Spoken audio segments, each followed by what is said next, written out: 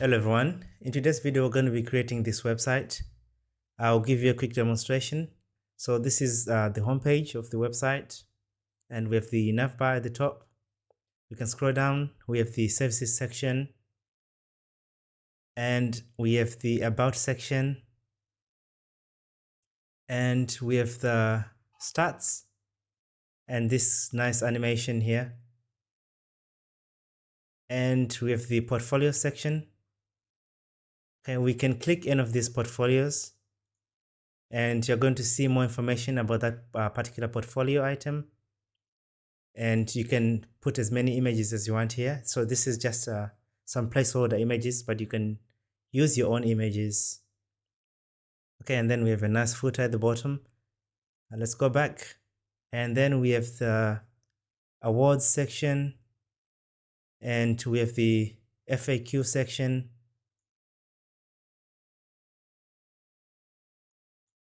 Okay, and we also have the contact section. Okay, there's a nice background animation, and we have the footer section. Okay, so this website is also fully responsive. It's mobile responsive. Okay, so as you can see on smaller screens, there's going to be this navbar here, this sidebar. When I click the hamburger menu, this sidebar shows. Everything is fully responsive for smaller screens.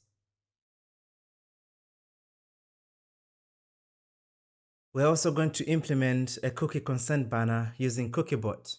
It's an easy to use tool that helps websites manage cookie consent and stay compliant with global privacy laws such as GDPR, ePrivacy, CCPA, and many more.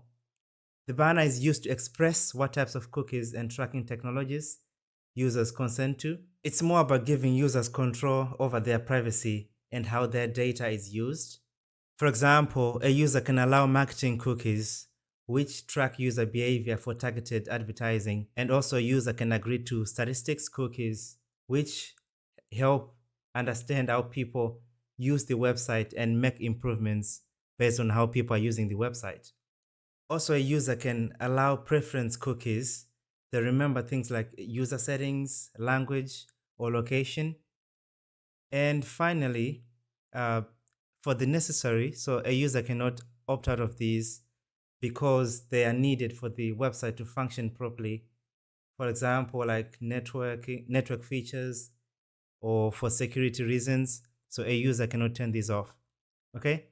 And yeah, we can choose any of these cookies depending on what you want to allow. And then you can allow selection.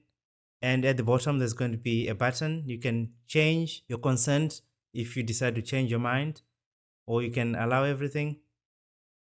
And you can change your mind anytime you want. You can withdraw consent. And here it shows you what you have consented to. We are not able to turn off the necessary cookies, as I have explained. They are there to make sure the website functions properly. Okay. And yeah, I'm just going to allow everything. And that's what we're going to be implementing using CookieBot. If you have any questions, you can let me know in the comment section. I'm going to link everything down in the description, and I'll see you in the video. Okay, so now open up the text editor of your choice. In this case, I'm going to be using VS Code. Open up the terminal. Let's create a new React app. We're going to be using Next app to create that.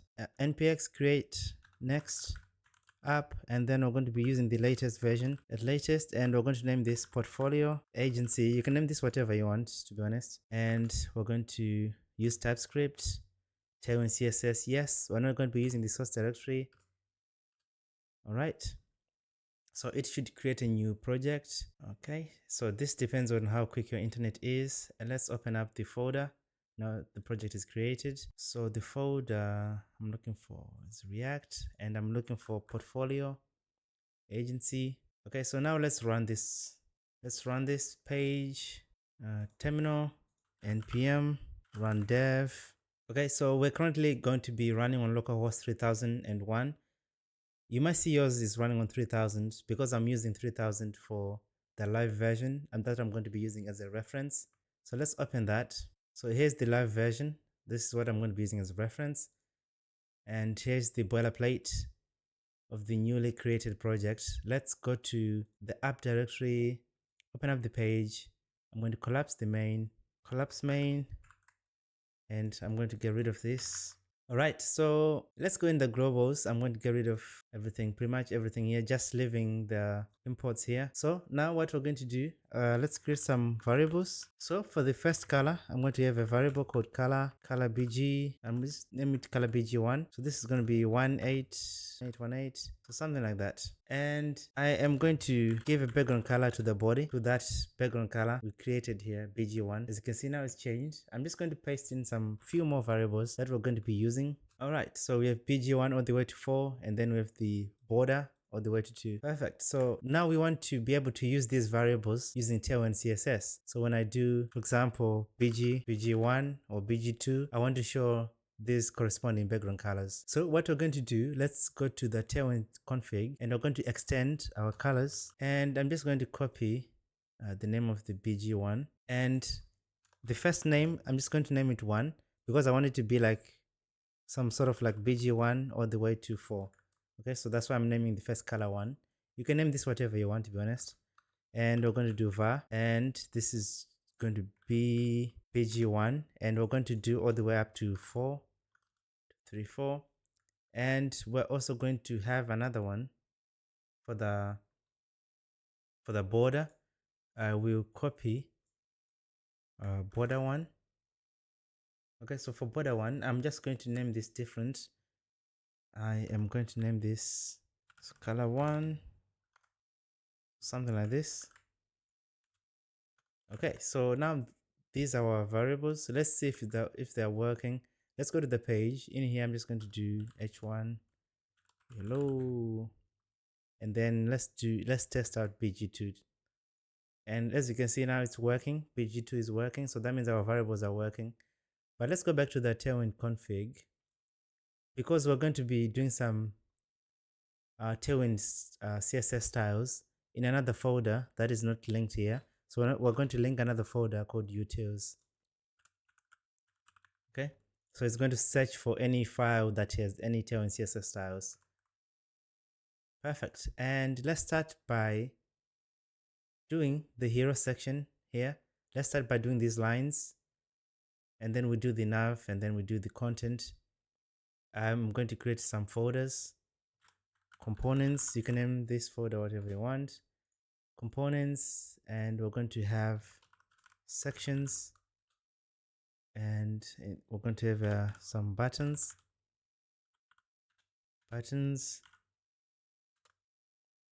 Okay, so for the sections, I'm going to, let's start by the hero section. Okay, and we're going to have the footer section. For the hero section, let's create a new file in here. It's going to be a tsx file. It's going to be a functional component. Oops. Okay, functional component, and let's render that component in here. This is going to be hero section component. So make sure you import that. And I'm going to get rid of this class name here. So we should be able to see something on the screen that says hero section. Perfect.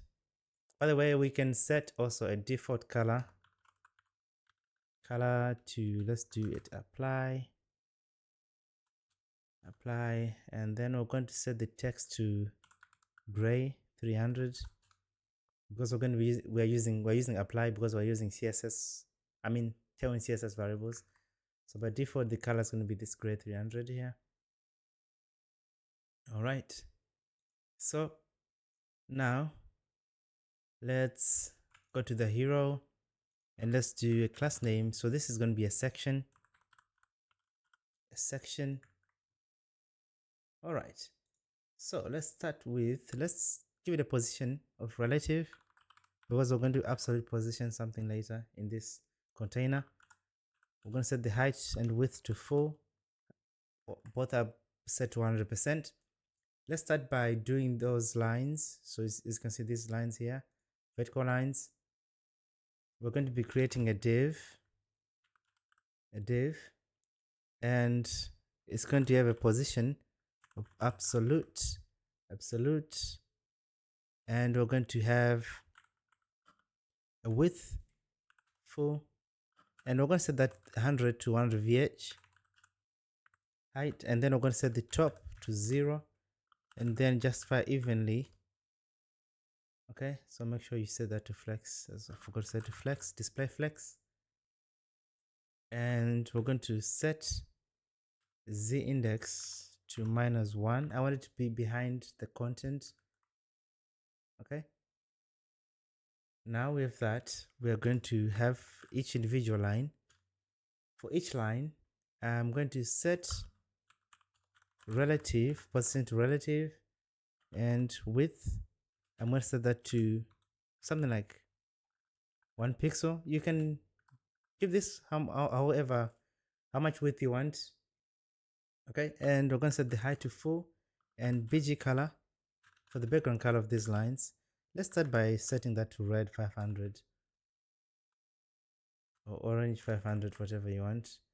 And as you can see, now we have a line here, but we're going to have multiple lines. And also I want to put this circle here indicating the end of the line. So I'm going to create a span in here. Let's give it a class name.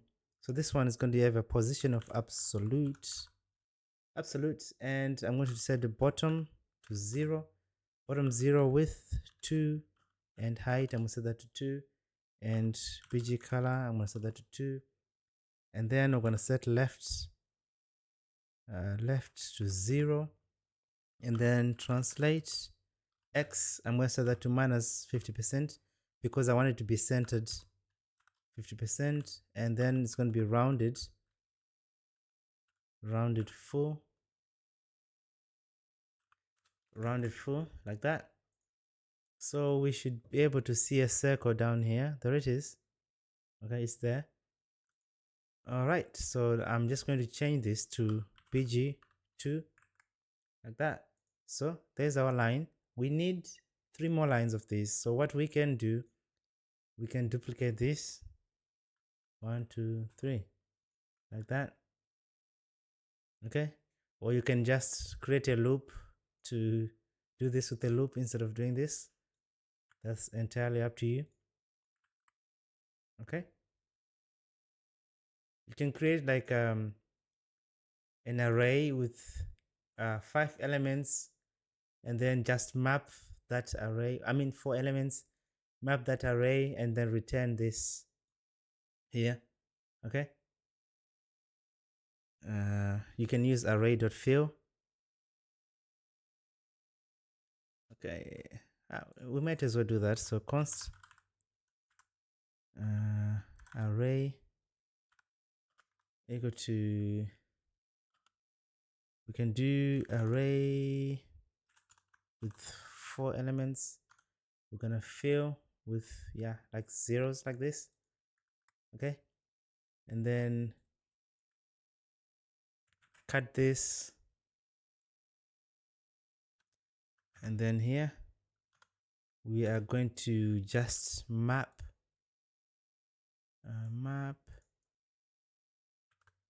and then we're just going to return this. Get rid of this. Okay, and then we need a key. So the key is going to be the index key. We're going to set that to the index. So we should have 4 lines like that.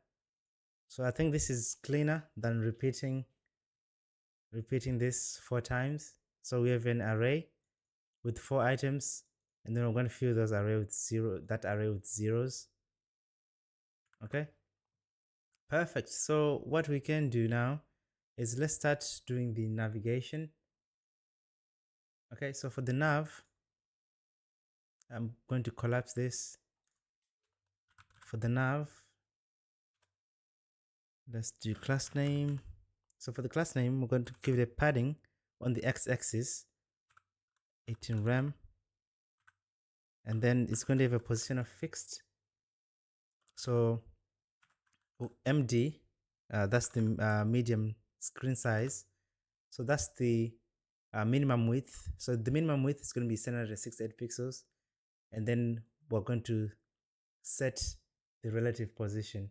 Okay, that's the medium screen. And then we're going to set the top to 0, and then we're going to set the z index to 50, and we're going to give the width of 100%, and then shadow md, and then on so on md, this screen here, we're going to do shadow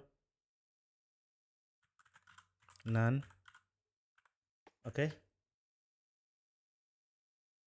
so there's not going to be a shadow after this breakpoint here. There's going to be a shadow below this breakpoint. Okay, so this is the breakpoint here. So below, oops, let me have again. Below, why is it not showing again?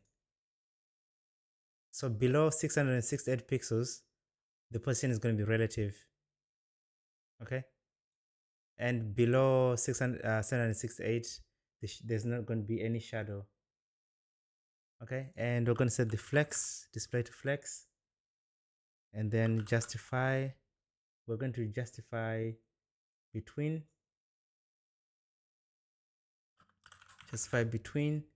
and we're also going to set the bg to the background 1. Okay, and let's go here. We are going to set the border bottom,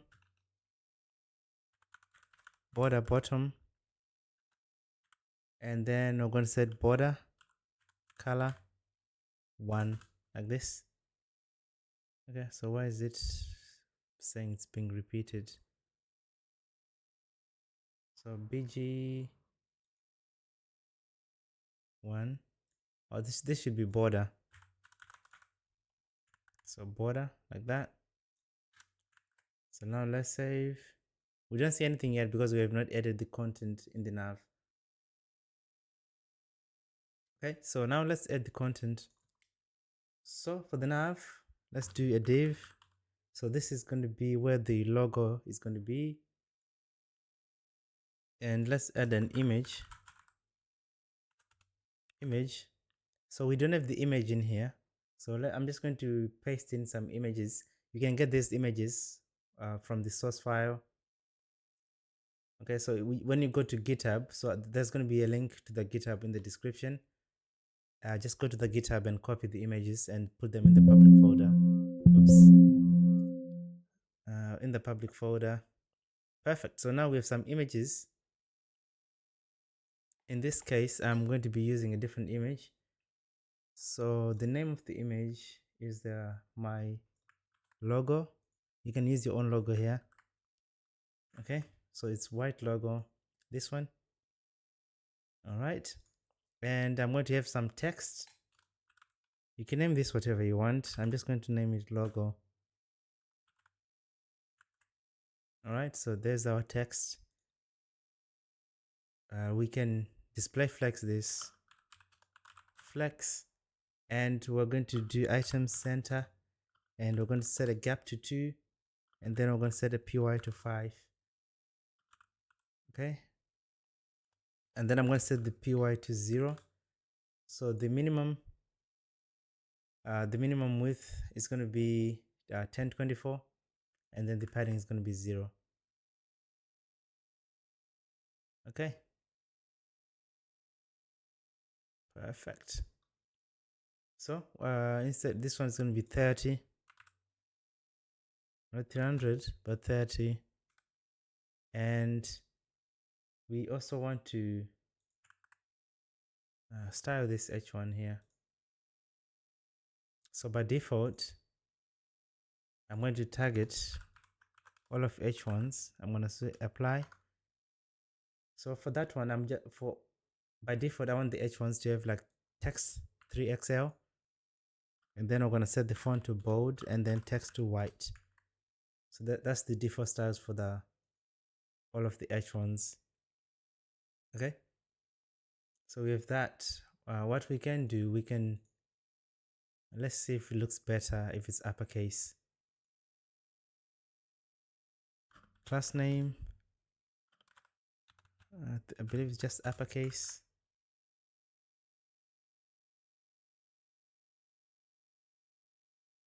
uppercase. I don't know, you can choose these lower cases or upper cases. That's entirely up to you. Okay. Let me just check for something.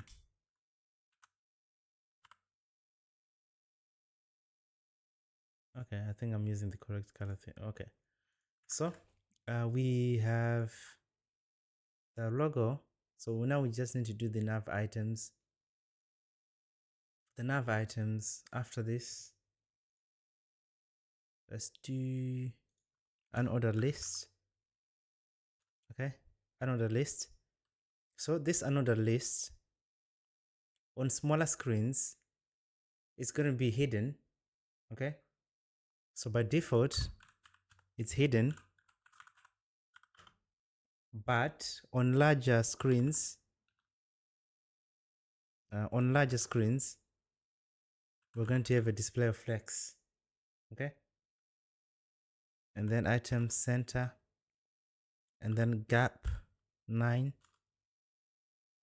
Okay, so the display is going to be none on smaller screens, but it's going to be display flex on larger screens. Okay, so large screens display is going to be flex, smaller screens is going to be display none. Okay, and let's do text white,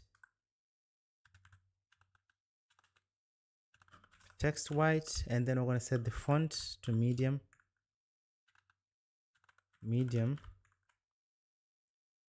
Okay, now let's create some nav links. We can create them in a separate file rather than polluting here. So let's create a new folder. Utils. Just going to name this utils.tsx. Export const nav links. It's going to be an array of objects. Okay, so an array of objects, we're going to have a name. It's going to be home,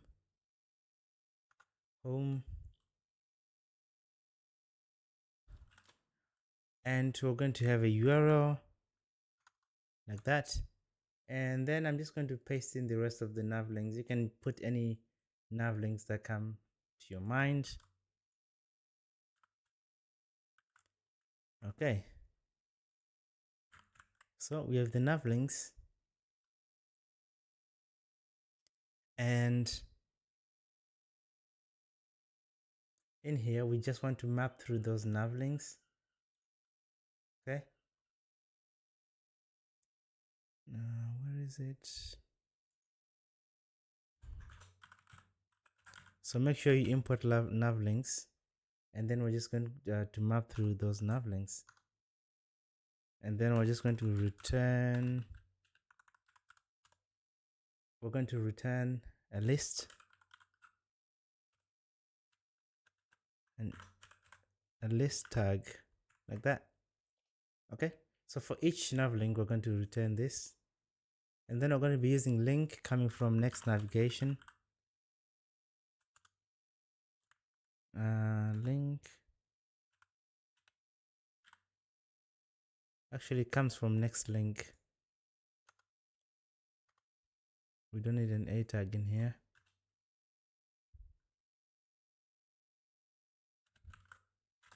Oops. So since it's a list, we need a key. So the key, we're going to put that to the index. Okay, so here we're just going to put link.name like so.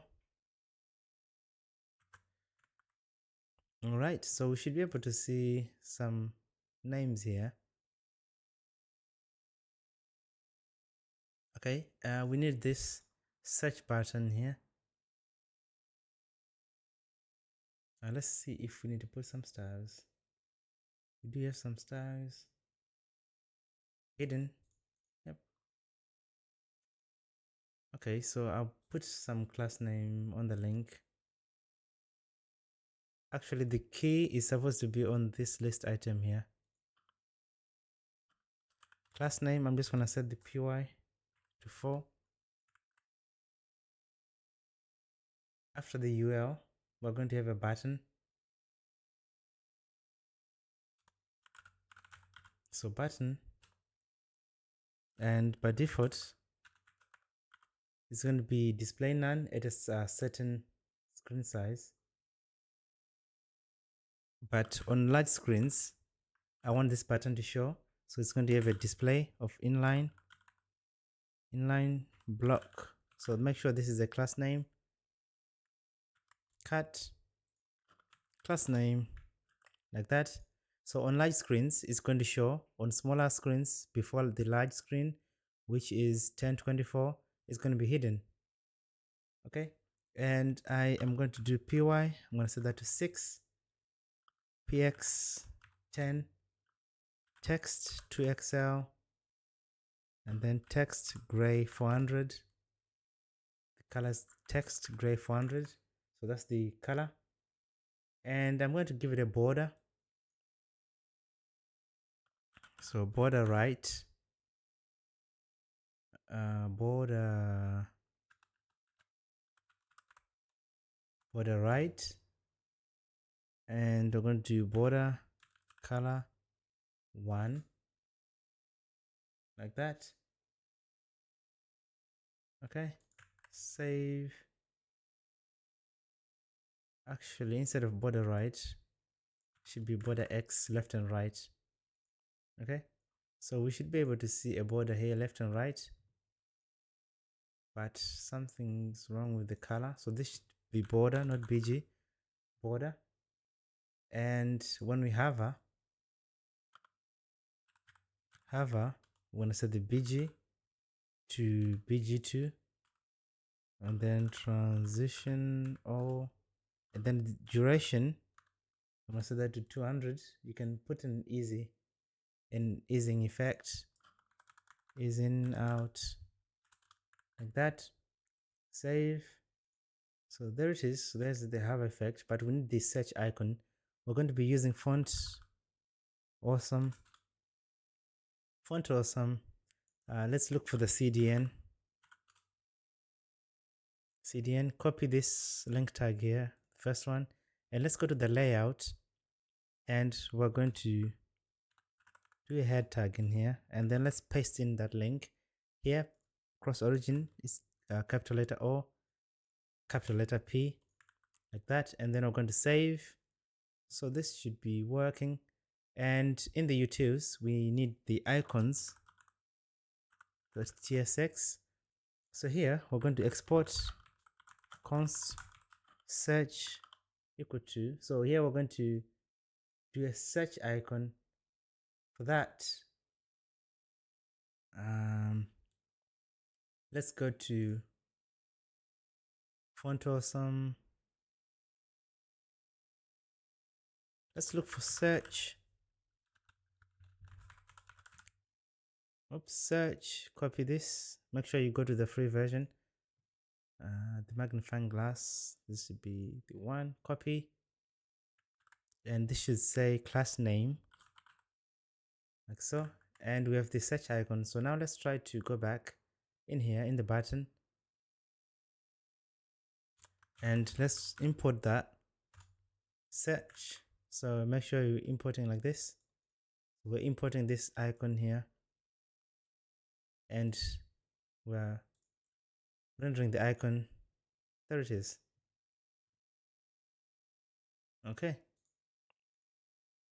So text, it should be text to Excel here. So it should be bigger. Now, what we need, I'm just going to paste in the rest of the icons here. So I don't have to go to font awesome every time I need a new icon. So icons, I'm just going to paste in some icons. Okay, so here they are. All right. So now I'll close the icons. So it seems like the text here is bigger. Okay, because we're using different fonts. So now let's use a different font. So in the layout, where's the layout? Okay, there it is. Layout. We need to use a different font. Okay, what font is it? So here we just need to import a font that we are going to be using. So in this case, let me double check what font I'm using. It's called Rubik. So this should be Rubik, like so, and change here to Rubik. Okay, and here this should be Rubik, and instead of Inter, we're going to be using the Rubik font. So let's save. So now it looks exactly the same. Okay, but this one is different because this one doesn't have a scroll bar yet, and also the padding, it looks like the padding is different. So PY4.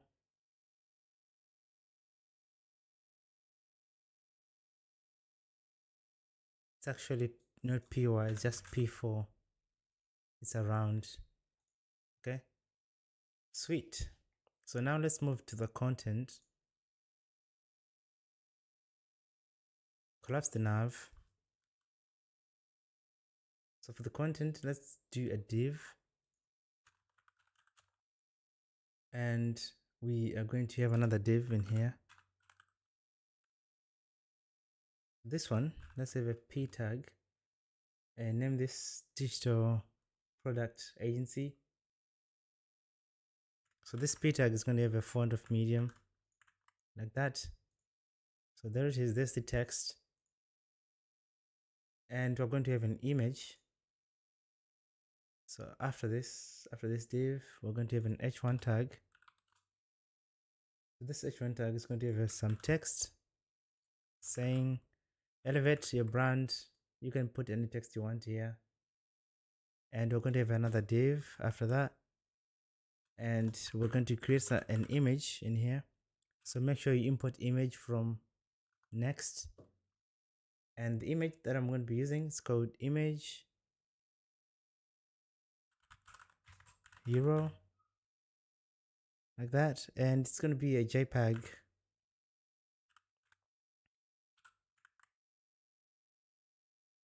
Okay, so there's the image. I'm just going to set this to 7 and 4, like that. So there's our image. Let's do class name, and it's going to be rounded. Let's try LG. Let's see how it looks like. Okay, let's leave it at LG. And after the image, we're going to have a div and a div. Okay, so we're going to have an h3 in this div here saying drive a business forward, and then we're going to have a p tag with some text after the h3, like so. All right, and then we're going to have a button after the p tag,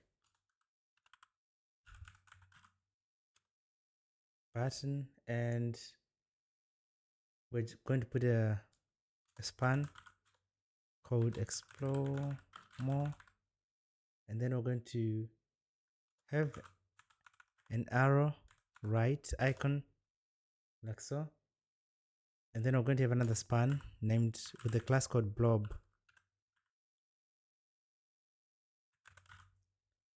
Okay, like that. Excuse me. Okay, so we'll collapse this div, image, this div, and then I will I will add a link here. Link. So this link is going to be services. Okay, so link, and then we're going to have an image.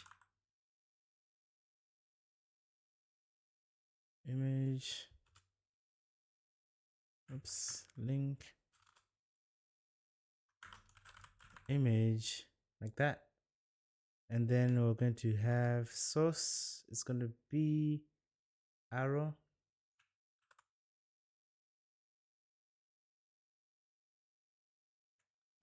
It's going to be an arrow long like this, SVG. And then width is going to be 10. And height is also going to be 10, like so. So there it is somewhere. All right. So now let's start with the styles. So we have class name. So here, margin top, we're going to set that to 7 rem. Okay, MD screen size, the MD screen size, MT. And then I'm gonna set that to 7 rem also. And then we're gonna set the PX to 18 rem. So that's padding left and right, PX 18 rem. Okay, so there it is. Perfect. And for this one, we're going to give it a gradient background. Gradient purple MB4, and we're going to do a PY. We'll set that to 2, PX, we'll set that to 4, and then rounded top left, we're going to set that to 12 pixels, and we're going to do rounded bottom right. So rounded bottom right is rounded BR.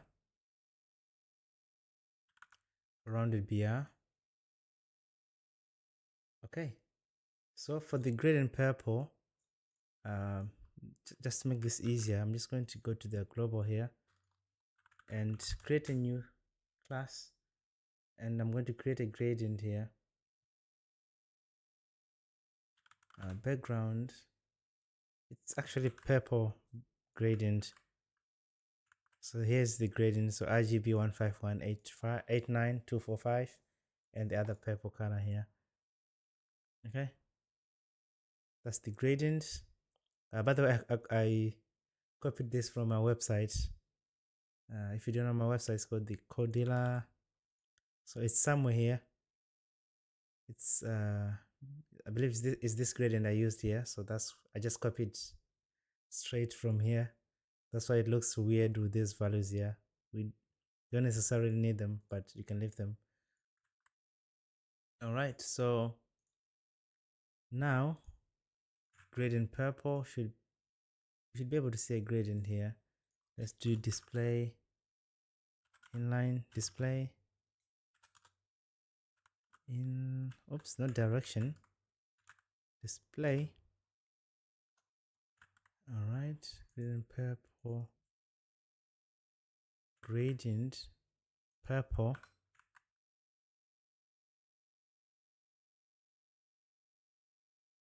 gradient purple. All right, so perfect. Now it's showing. Go back to the hero section. So we have the gradient showing. Let's go to the H1. Class name, text3 XL, and MD screen size text 6XL. Okay, so on larger screens, the text is going to be large like this. And let's go down to the image. Let's start with the container MT6, and we're going to set the display flex, and we're going to give it a gap to 10, and then on larger screens it's going to have a flex of row. Okay, but on smaller screens, it's going to be a flex of column. Okay, sweet. Now let's go to the image itself. So we've rounded. Let's do empty 4 and then object cover so it doesn't stretch. Okay, sweet. Let's go on this div here. So for large screens, empty 1 set that to 12, flex column, and we want to do just 5 between, and then text gray 300. Okay, perfect. So now what we want to do,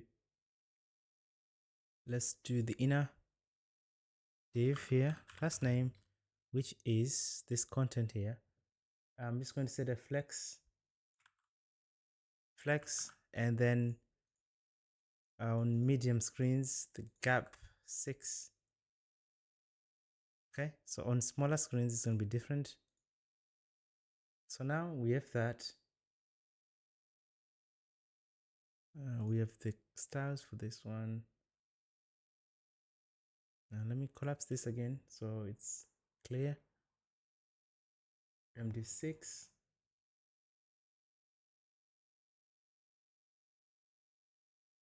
Okay, so link.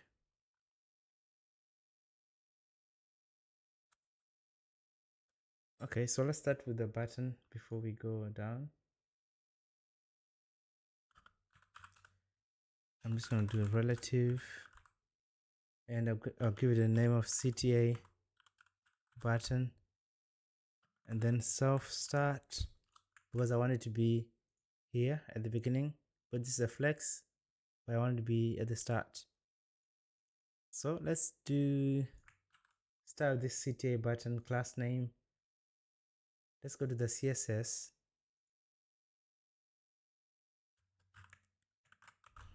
We're going to hit apply, and we're going to set the display to inline block, and then I'm just going to give it a purple color. So we are going to start with inline block px8 py4 text white font semi-bold, background gradient to right from purple 500 to indigo 500, and rounded off to rem and overflow to hidden. That's the default styles for this CTA button. So there it is. And I wanted to have this blob effect here when I hover. Okay, so we created a class called blob. So here we need to style that, the blob. So position relative, and I'm just going to paste in the styles and then explain to you what they do. So bottom -4 rem, width 6 rem, height 6 rem, background white, and it's going to be a rounded circle, and opacity 0.5, and a transition. Okay, so it's going to be like a circle. So let's see where we need to add that class name. So span blob, there it is. Yeah, blob.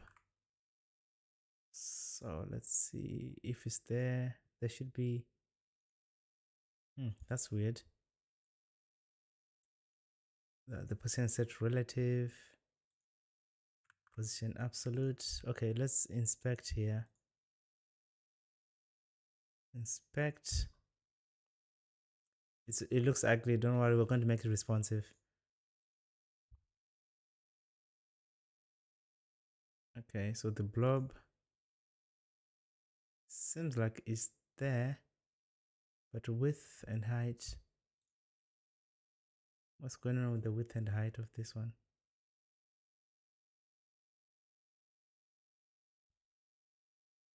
Okay, so width 6 rem.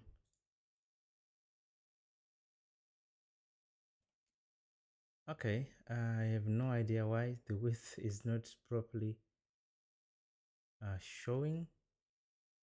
but we will find out. Let's do .cta button. So when we hover the CTA button on hover, and I'm gonna set the blob, I'm gonna transform and scale this 1.8. I'm gonna make it bigger. Okay, so when you hover this, we should make this circle bigger, and also CTA hover. Let's apply a gradient, the same gradient, but we're just going to change the direction. Okay, the direction. So when I hover, it's changing the direction. Okay,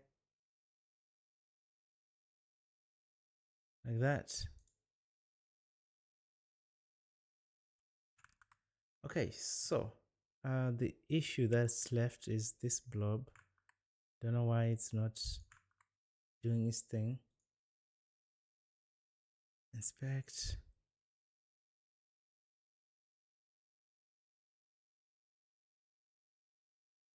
Pretty weird. Let's try some pixel value here. Let's do 100 pixels.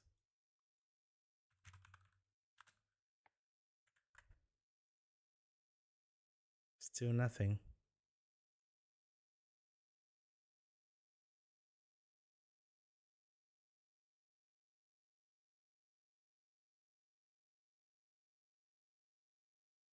Ah, okay. Display inline.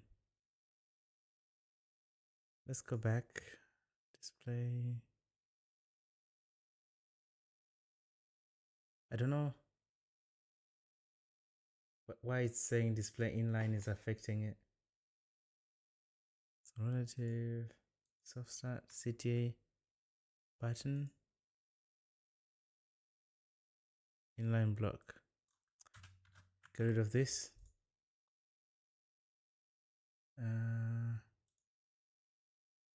Still, it's not showing. Prevents with.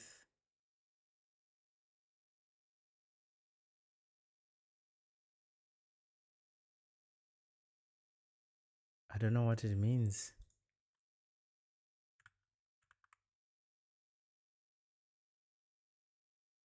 Okay, never mind. I'm just gonna skip this for now. Let's do something else and then I'll be back to it. I don't know why it's doing that. Okay, so this one. Explore more. Self-start. Okay, so this button here.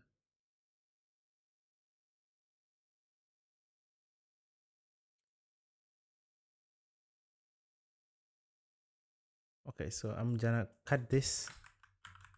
I'm gonna do this in a link.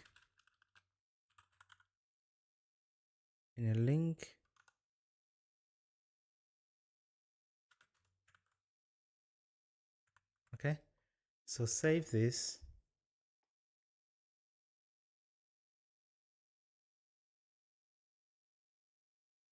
And let's do class name flex item center gap 4, like so. Okay, there's our circle. It's showing now. Flex item center gap, so that's 4. But the button appears to be bigger.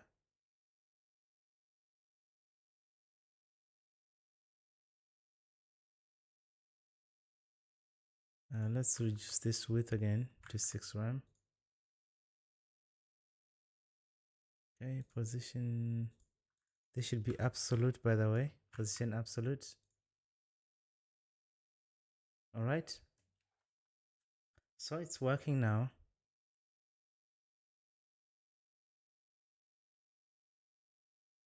You can make this as a div.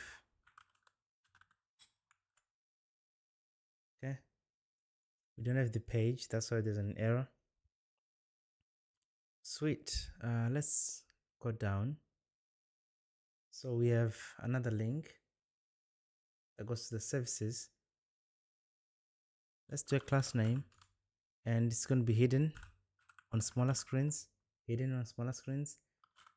then we're going to have a mouse animation, and on larger screens it's going to have a display flex instead of hidden flex on larger screens. Okay, and let's go to global CSS. We also need to add the mouse animation. I'm just going to do it mouse animation.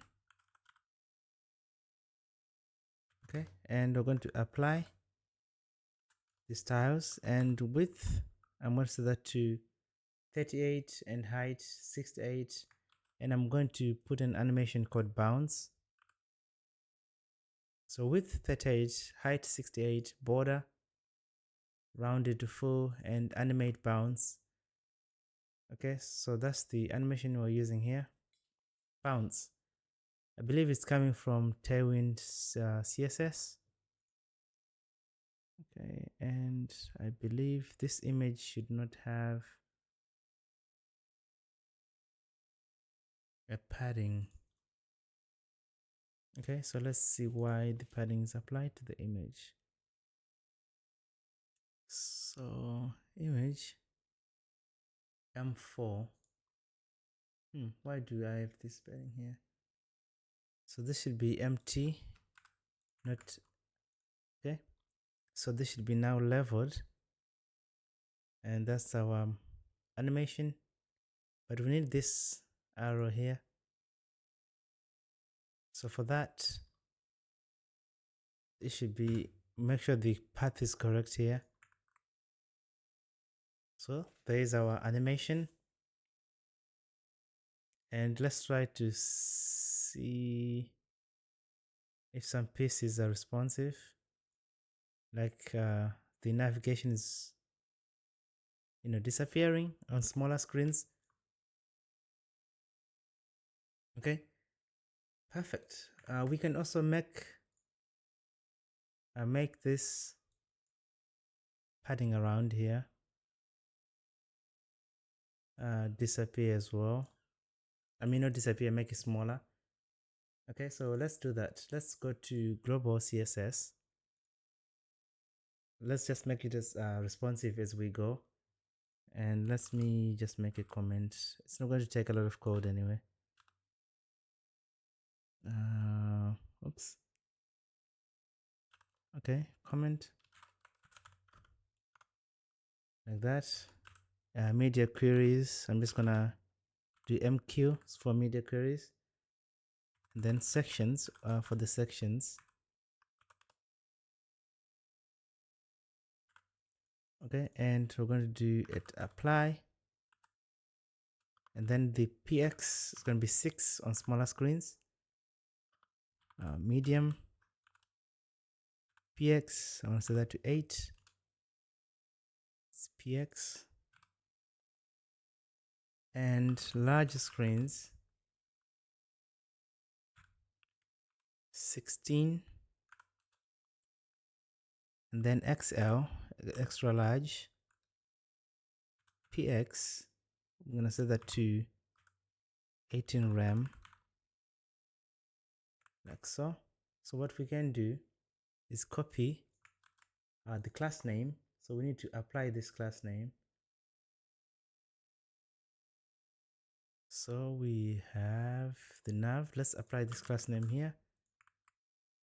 Okay, so make it smaller. It's adjusting, and we need to apply that also here. Okay, so we need to apply that somewhere where the navigation is. Okay, nav. So nav, so here, let's apply that. Okay, so it should be breaking nicely.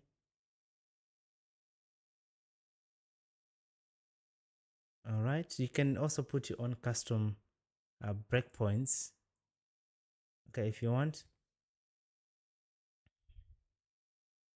Okay, so it looks good. So now let's work on putting. So when I go to inspect, we want to have this menu here. Okay. So for that menu, let me collapse this nav here, collapse and collapse this. So pretty much collapse everything so we can see properly. We can name this nav,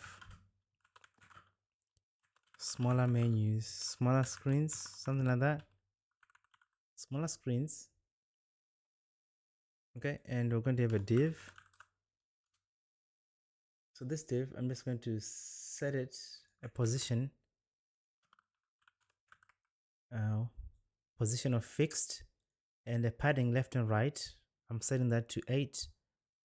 Z, I want to be at the top always, and display flex column gap 8, left 0, top 0. Width, I'm going to set that to 18 rem, and height of 100 VH. And on larger screens, it's going to be hidden on bigger screens. Okay, so as you can see now, we have this sidebar here. But let's start with the beggar menu. Okay, so for the beggar menu, I'm just gonna think, where can we put the beggar menu?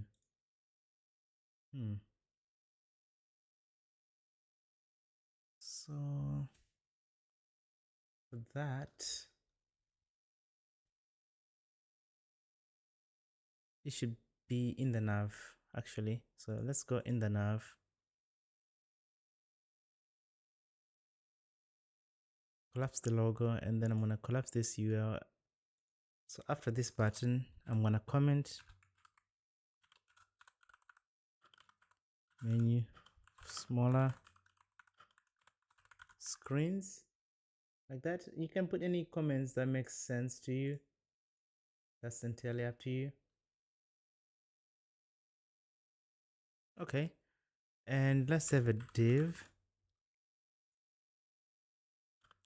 class name, and on larger screens it's going to be hidden, and we're going to set the cursor to pointer, and flex is going to be 1 because we're going to be creating 3 lines, and each line is going to be having a width and a background color and a height. So I'm going to set the height to 1 and width to 8. So we should have these 3 items here. So 1, 2, 3. Okay, perfect. So we have that. What we can do, we're setting the cursor to pointer. Also, when we click, we want to do something with it. Okay, so nav,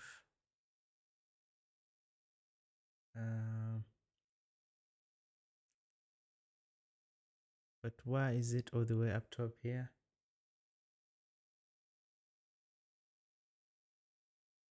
Flex gap. Okay, let's do the state first so we can hide this.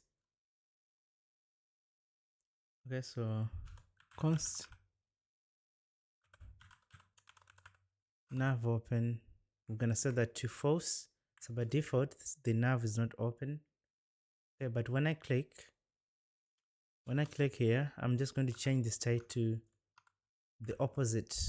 It's going to toggle open and closing. So set nav open to the opposite of false, which is true. If it's false, it's going to set that to true. If it's true, it's going to set that to false. So we're basically going to, because we're not using, this is the client component, so we need to put use client here because we're using the state. So we need to make sure we set this to use client. It's a client component. Okay, so now I can click So let's see why it's not working. Okay, it's because I need to tell this div here to match up with the state. Okay, so for example, I can say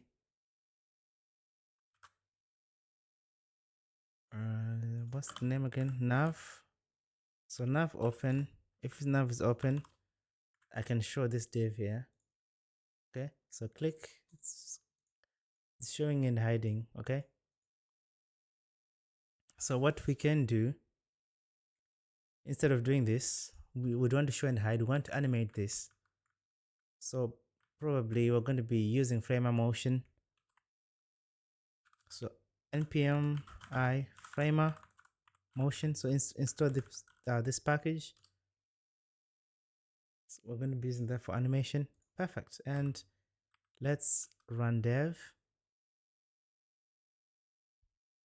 So for us to be able to use Framer motion, we need to import something called motion from Framer motion. Import motion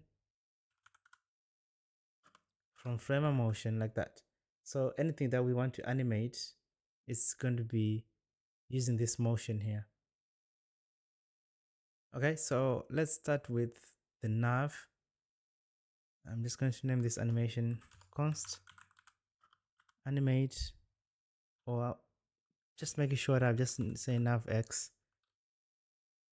Okay, and we're just going to animate open or visible. You can name this whatever you want. So I'm going to do hidden, and then the x, I'm going to set this to minus 100%, and then we're going to do the visible, which x is going to be 0, and this should be an equal sign, like that. All right, so for us to be able to animate this, it should be a motion div. Okay, so let's do motion dot div. So after the class name, we just need to put some properties in it. So initial hidden, it's going to be hidden on initial, and then we're going to animate nav open, visible, and hidden. So if it's not, nav is open, it's going to be visible. If it's not open, it's going to be hidden. And then we're going to do a transition duration. I'm going to set that to 0.3, or you can set this to 0.5. That's entirely up to you. And the variance is going to be the animation here we created here. We're animating the x-axis. Okay, so save. Let's refresh this. So click. Okay, so it's showing the nav now. Okay, by the way, you can find the easing functionalities. So easing, Framer motion, some transitions, Framer motion. So transitions. So there's transitions here, delay. Okay, there's so many things. You can just go to the website and kind of look at the transitions. You can put any transition you want. Okay, and let me inspect here. Let me see why this is not centered. So nav items should be center.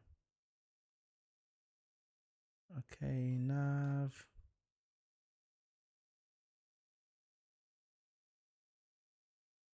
Where's the nav?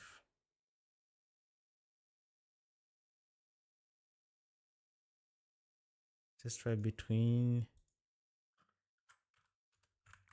item center. Okay, so now it looks really great. Okay, and it doesn't show on smaller screens, which it does at the moment. We need to see why it's doing that. Okay, so where are we? Okay, so this should be LG, by the way, not G. So on larger screens, it doesn't show. On smaller screens, it shows, okay? And it's nicely responsive. Sweet. Now we can do some hover effects here, but let's start with the content on the actual nav here. It's a motion div, and we're going to have a div in here. We're going to do a display flex. We're basically just going to do the logo, what we've done before, to be honest. It's just a div, an image with the same logo, same concept we've done here. We're just going to showing the logo here. We could have created a component for this logo. You can create a separate component, and then you can just render that component instead of redoing this logo. All right, and we have that, and we're just going to do a nav. We're just going to do the same thing that we've done. We're just going to loop through. We're just going to loop through the nav links, which we have imported already. Class name, we're just going to do flex, but this one is going to be the flex display to, it's going to be flex column for this one. And we're going to loop through the nav links, okay, like that. So for the link here, the A tag, I'm just going to give it a hover effect, give it a hover. So hover text to 500, a transition, width and height. So width is set to full inline block. Now let's save. So let's open. So there's the items here. You can set any color you want here. The icons. I think you can kind of put some icons here if you want as well on these items. Okay, so let's see what this looks like. Okay, we just need to give it a background color. For the background color, we are going to set that. So this should be in the nav. And let's do a background color to BG3, and let's give it a padding and a rounded to MD, I mean. So there it is. Okay. And we need to do some, after the nav, let's do another div here. Let's do a flex and display. Let's do flex and flex column. So here we're just going to have a phone number. Phone number, this is just a random phone number, and it's going to be using the phone icon. And we're going to also have an email, and it's going to be using the email icon. Make sure you import these icons, and you should be able to see the email and phone number like so. Okay, so I have auto imports, by the way, so that's why it's importing the icons. Okay, I think that's pretty much it for the homepage. The next time we're going to be working on, the services section and the about, maybe the stats. Okay, I'll see you on the next one. I'll take a break. All right, so now let's work on the services. Oops, let me collapse this. On the services, so we're going to work on this section. We need to also create a component for the title, because this title is going to be repeating across. So let's start by creating a component for this title. But I noticed something as well. When I go to mobile's view, on smaller screens, these lines here are not starting from the top. Okay, let's fix that. We need to change this to fixed. Okay, so now this should work as it should be. All right, so components, title, title like this, and let's create a new file in here. JSX component, and we also want a component in the sections code services section. Make sure the spelling is correct. Services section. Oops, what?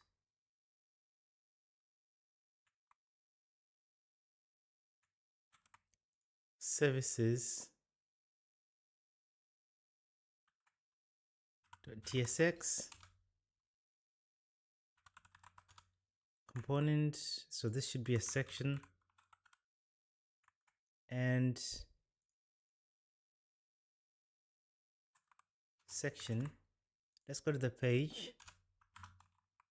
Services section, and let's render that component. As you can see now, there it is. I'm going to close everything up, close others, and the only thing that's left is services section. Okay, and let's give it empty 4. That's margin top, some spacing at the top for RAM, and I'm just going to, on larger screens, we're going to have a padding top of 8 RAM, and then padding bottom 16 px. That's 18 RAM. Remember, we're using 18 RAM here. Okay, so we want to also give it 18 RAM padding left and right, and also this is for smaller screens, media query sections. Okay, there it is. Okay, now we need to render the title component here. So title, so for the title, it's going to be checkout our services.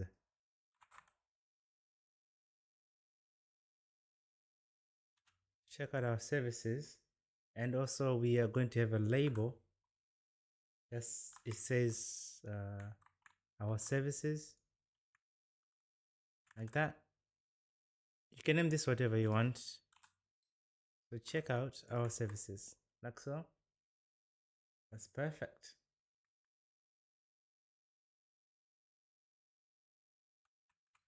All right, so now what we need to do is go to the title, and let's create an interface for this, or we can just do label like this, and then we can create it like here, in here. So the type is title is going to be string, label is going to be type of string, or you can create an interface up here. So label,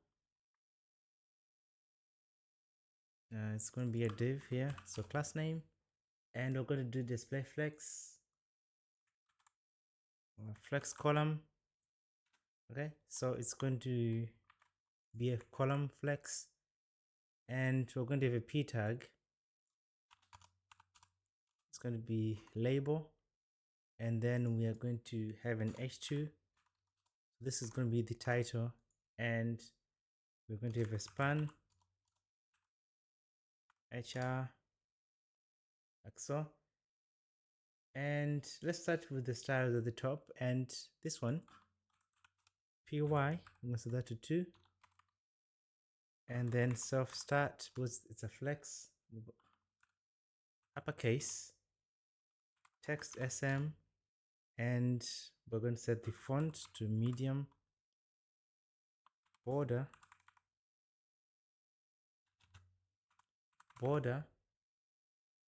and we're going to set the color to border 1, border color 1, and we're going to set the rounded 30 pixels, something like that. So we should be able to see, there it is, services. But so this is py, so we need a px of 8, like so.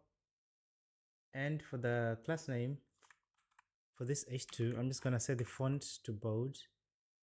And on medium screens, the text is going to be bigger from medium to large.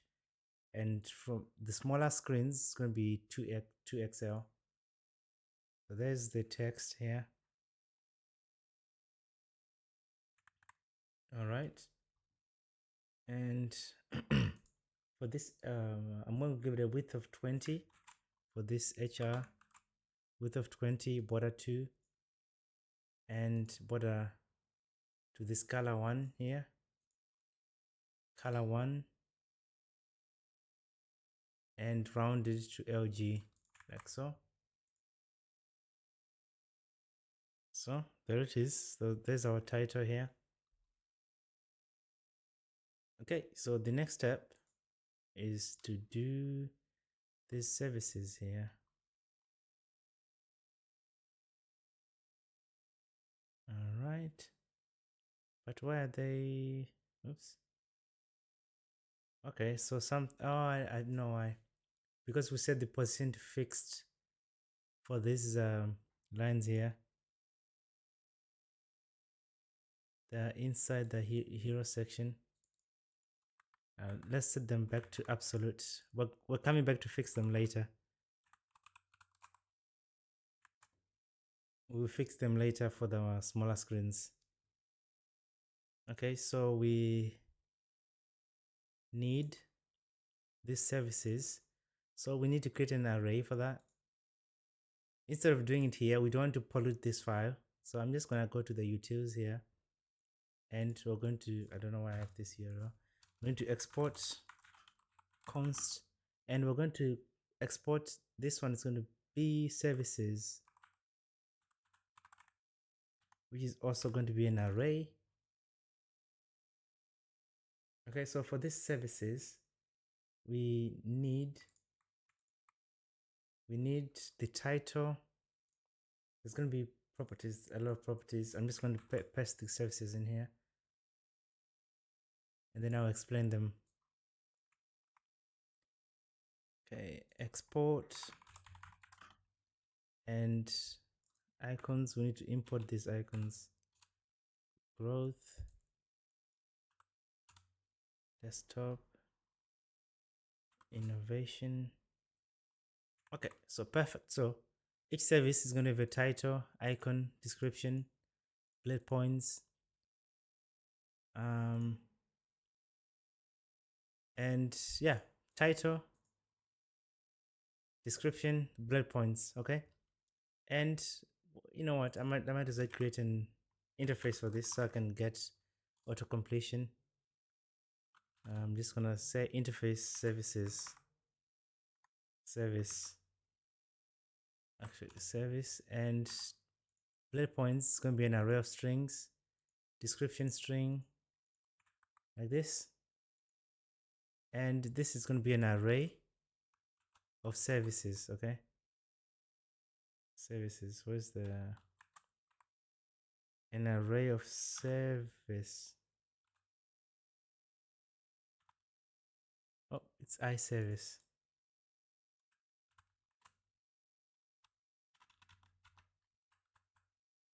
Okay, so it's going to be an array of the service. So icon, I believe it's a React, not a Node, but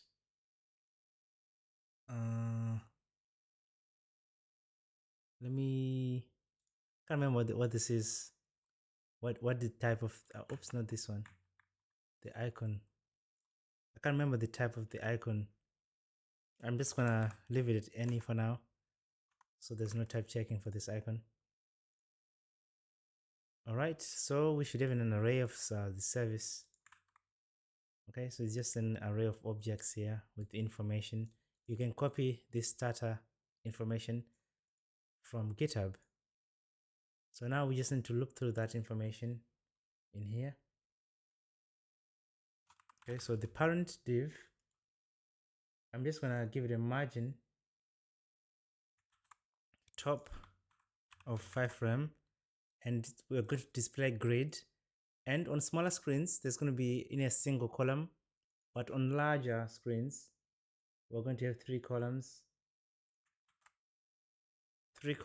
and on medium screen size, we're going to have 2 columns. Okay, now let's save, and let's do services. Okay, we're going to map like that. Return. Here we're going to return a div.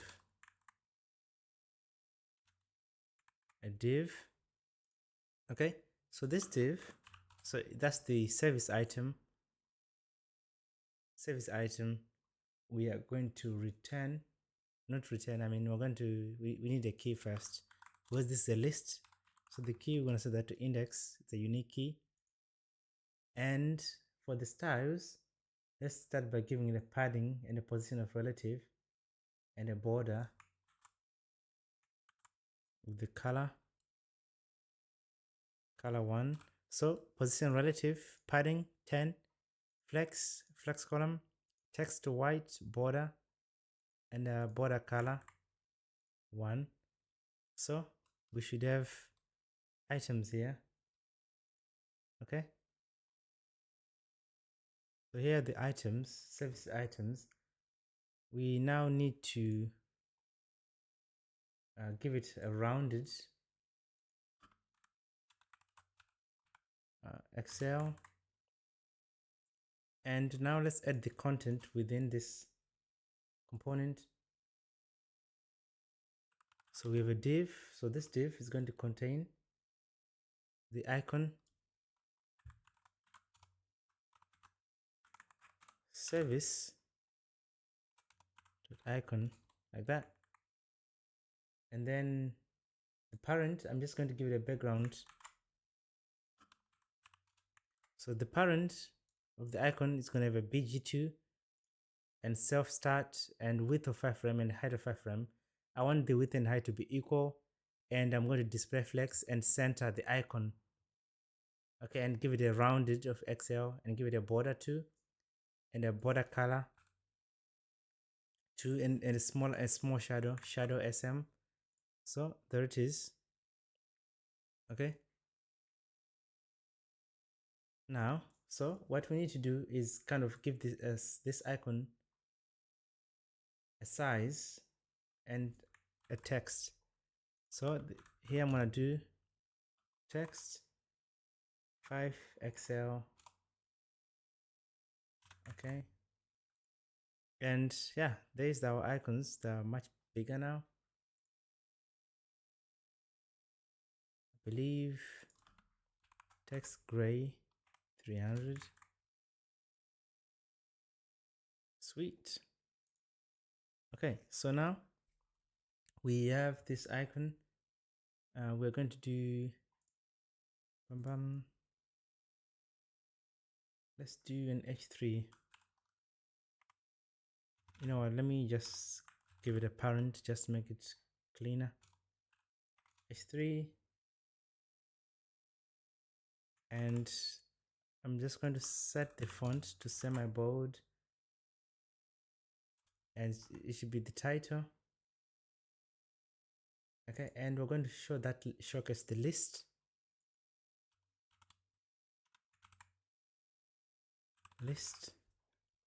This is going to be an unordered list. Okay, so we're going to show the bullet points.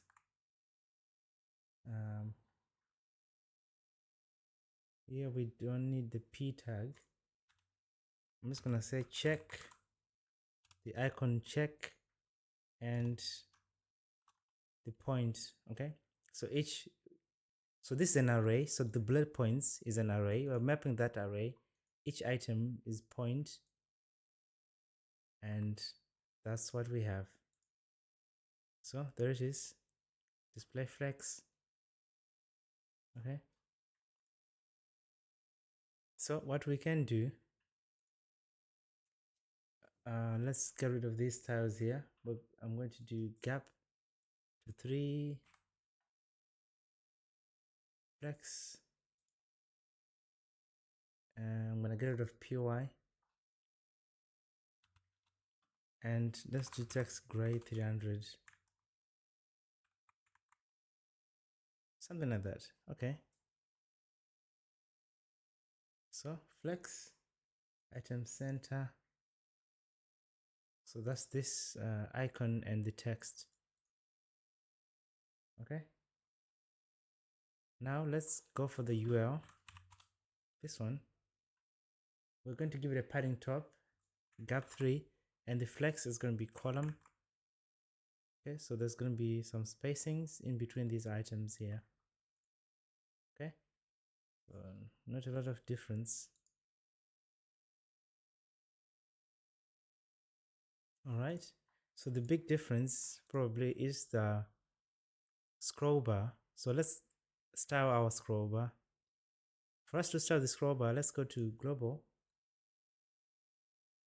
Okay, and let me do it after the body. Scroll bar, for the width, I'm going to set that to 7 pixels. You can set this to whatever you want. And we need thumb, body, scroll bar thumb. So this should be BG4. And the thumb, we're going to set that to 7 pixels as well. And the track body. So for the track, we're going to set that to BG2. Now let's save. As you can see now, looks way better. Perfecto. Now, I think that's pretty much done. We are pretty much done with the services section.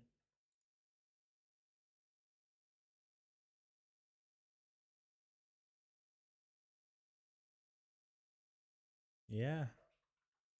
Don't know if we're missing any. Oh yeah, we're missing these numbers here. Let's sort it out.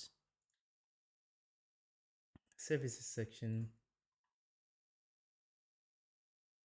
So I'm going to collapse this.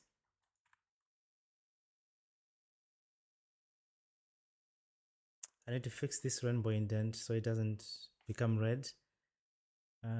I'll fix it on the next video. By the way, don't mind this rainbow indent.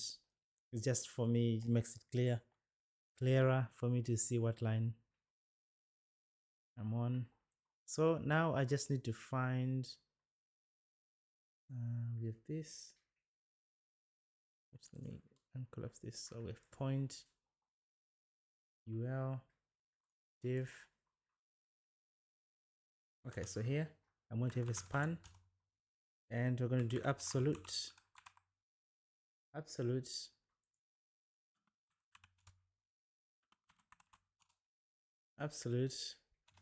and I'm going to say top 0,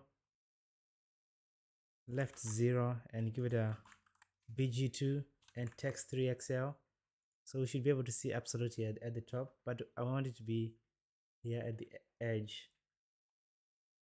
I'm going to set font to semi-bold, and I'm going to set rounded top right and rounded bottom left to 30 pixels. And I'm just going to translate X and Y to minus 50% so that it's going to be centered, like so.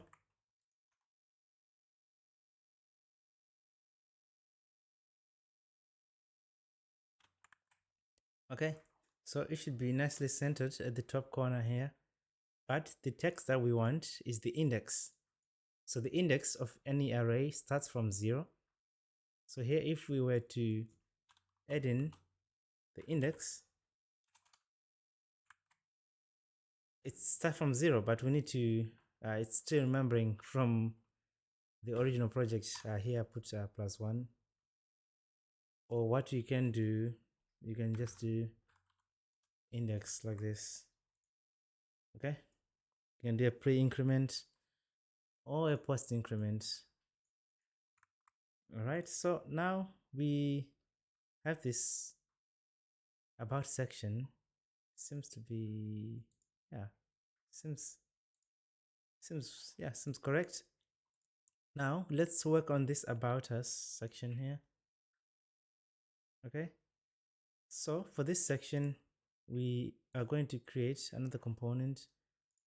Let's close all sections. About section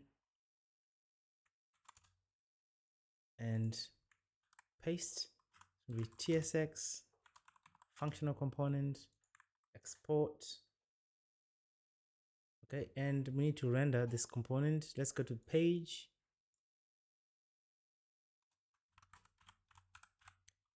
and we have the about section. Okay, let's go in there, and this is going to be a section, and we need to render the title with a different text. So whatever text you put here, so in this case it's going to be learn more about us, and the label is going to be who we are, and we just need to import this title component, and we should be able to see the title here. By the way, we haven't applied the padding left and right yet, so let's do pb. Let's put the sections media query.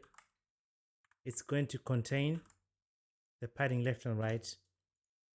Okay, so as you can see now, there's padding left and right because the media query is going to contain left and right. We can go to the smaller screens, okay, and it's going to be responsive, as well as the padding is going to be responsive, the title is going to be responsive. All right, so we have the title, and let's do a div. For this one, I'm going to do a grid, and grid, so margin top 5 rem. For smaller screens, the grid is going to be a single column.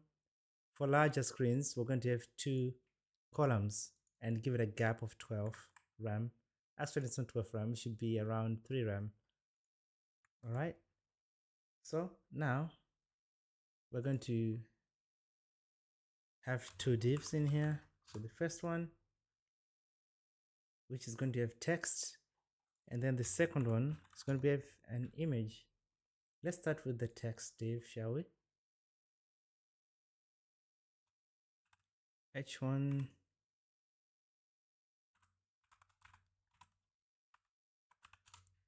like that, so it's going to be 2XL, and I'm just going to paste in some text here. You can put any text you want, and then we're going to have a p tag and text gray 300 like that. So that's the text, and let's save. So let's see, so that's the text, looking pretty good. And we're going to have like a nav list, a list here, not a nav list but an ordered list. UL, it's going to be display flex, and then it's going to be flex column, and we're going to give it a gap of 4, and text gray 200. Okay, and it's going to be a list. So the list, I am going to do class name. I don't need the text gray here. So the list, so text, I'm going to give it a smaller font size, which is 1.25 rem. Okay, and we're going to have a span with an icon check, and let's do class name, and I'm going to give it a width and a height. Okay, so width and height 8, flex item center, justify center, border 2, and I give it a border gray like that. Let's try to see if it's better without the gray color. Yeah, just leave it as gray. Okay, and we have that. We need the text also. Okay, and the text is digital product development, like so. You can mess around with these colors to see what color you want this border to be. Okay, you can leave it at 300 or 200, that's entirely up to you. Or you can make these different colors. One of these purple colors works. And we need to do this, we need to duplicate this a few more times with different content. So duplicate and just put different content here, different text. Okay, so it's just a same duplicate with different text. By the way, you can loop, you can put this in an array of objects and loop and return this component here as a component rather than repeating like this 4 times. But this is not a lot, so I'll just repeat it. Okay, and the next thing that we want after the UL is going to be a button, MT8 button. It's going to have a label of learn more.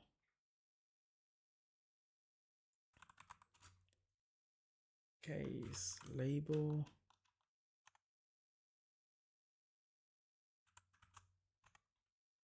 The type of the label is going to be string, and it's at button, and let's put the label. Sweet. So for this button, you know what, I'm not going to make it highly customizable. So this should be buttons and then the name of the button you want to create. But I'm just lazy to rename this. I'm just going to make this with a fixed color. So we are going to give it a px8 py3 border 2 border purple 500 and color gray 200, font medium rounded MD, and a purple background when we hover. So let's import this button. Okay, and we should hover and it should turn purple. All right, so that's for the button. And now let's do the image. Class name, and this one it has a color, not a color, a style of relative, and p4 it's a padding around. Let's do a div here, and let's do class name relative, and we're going to have an image. Make sure we import the image from next image. All right, and the image I'm going to be using, it's called team, like that. I'm just gonna set this to 6 and then this 4, and let's do a class name. And what we're going to do, I'm going to rotate this image, rotate. I'm going to set this to 3. Okay, so it's rotating 3 degrees, like that. Rotate, and I'm going to round it large. Hover. I'm going to set the rotate to 0 when you hover. So setting rotate to 0. Okay, and the duration is 300 milliseconds, like so. And I'm also going to add like an effect, like there's some images behind it. Okay. For that, we're going to absolute a few divs. Okay, so the div is going to take the entire width and height of this container here. Class name, so absolute and top 0, left 0, width and height to full, and the background to be G2, and the Z index to be -1 to be behind this image here. As you can see, it's there, but you can put any different color you want here for the background. Maybe purple, BG, let's do maybe orange, and like this. I don't know, you can put any orange 100, I don't know, something like that, and duplicate this. So this one is going to be rotated the opposite. So this one, let's rotate it. Let's do -3, minus rotate 3. Okay, so it's gonna go the other way. So there's that effect. And this one we can give maybe green 100. I don't think it looks good. And we also want to change the Z for this one to be -2.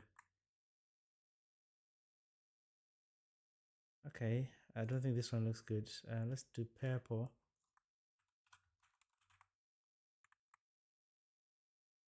Let's try 200. Yeah, I don't know. I think let's leave it like that. But for the original one, I'm using BG1, I think BG4 and BG3. But you can add as many of these you want in the background. Okay, looks good to me. So the next section, let's do these stats here. So for these stats, I'm going to create a div for that. Let's see.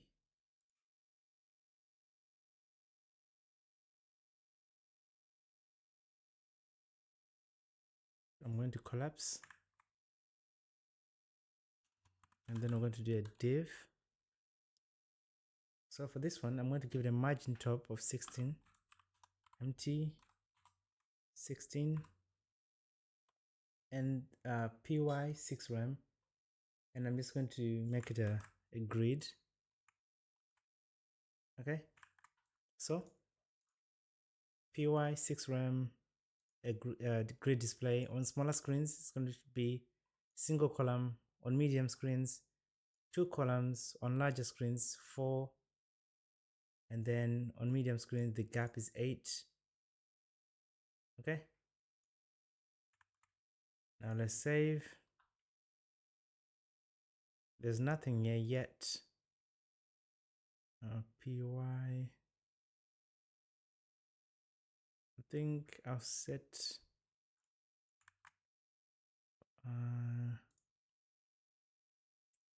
let's start by, let's create like an object. So let's do utils. I'm going to collapse the services, export const. This would be about stats, which is going to be an array of objects. Okay,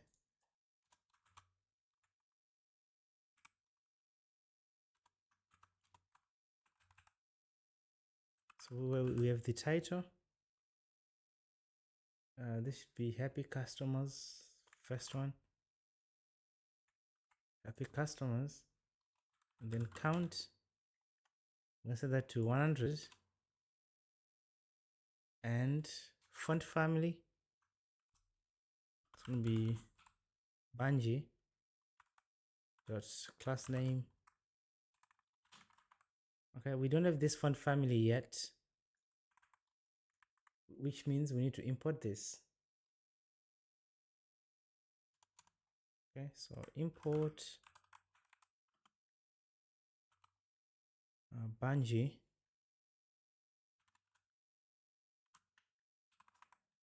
I think it's Bungie outline.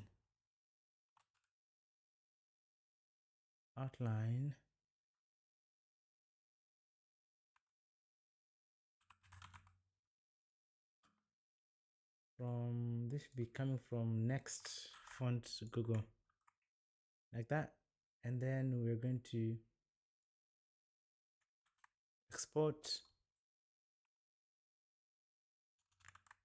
Actually, we're not export. We're just going to do const Bungie like this. Subsets Latin and font weight to 400, like that. And we should be able to work that out. And I'm just going to paste in the rest of the objects in here. So we have projects completed, here's in business, 2 members, and we go back. And then we need to start mapping through those about stats. Okay. About stats. I'll be mapping.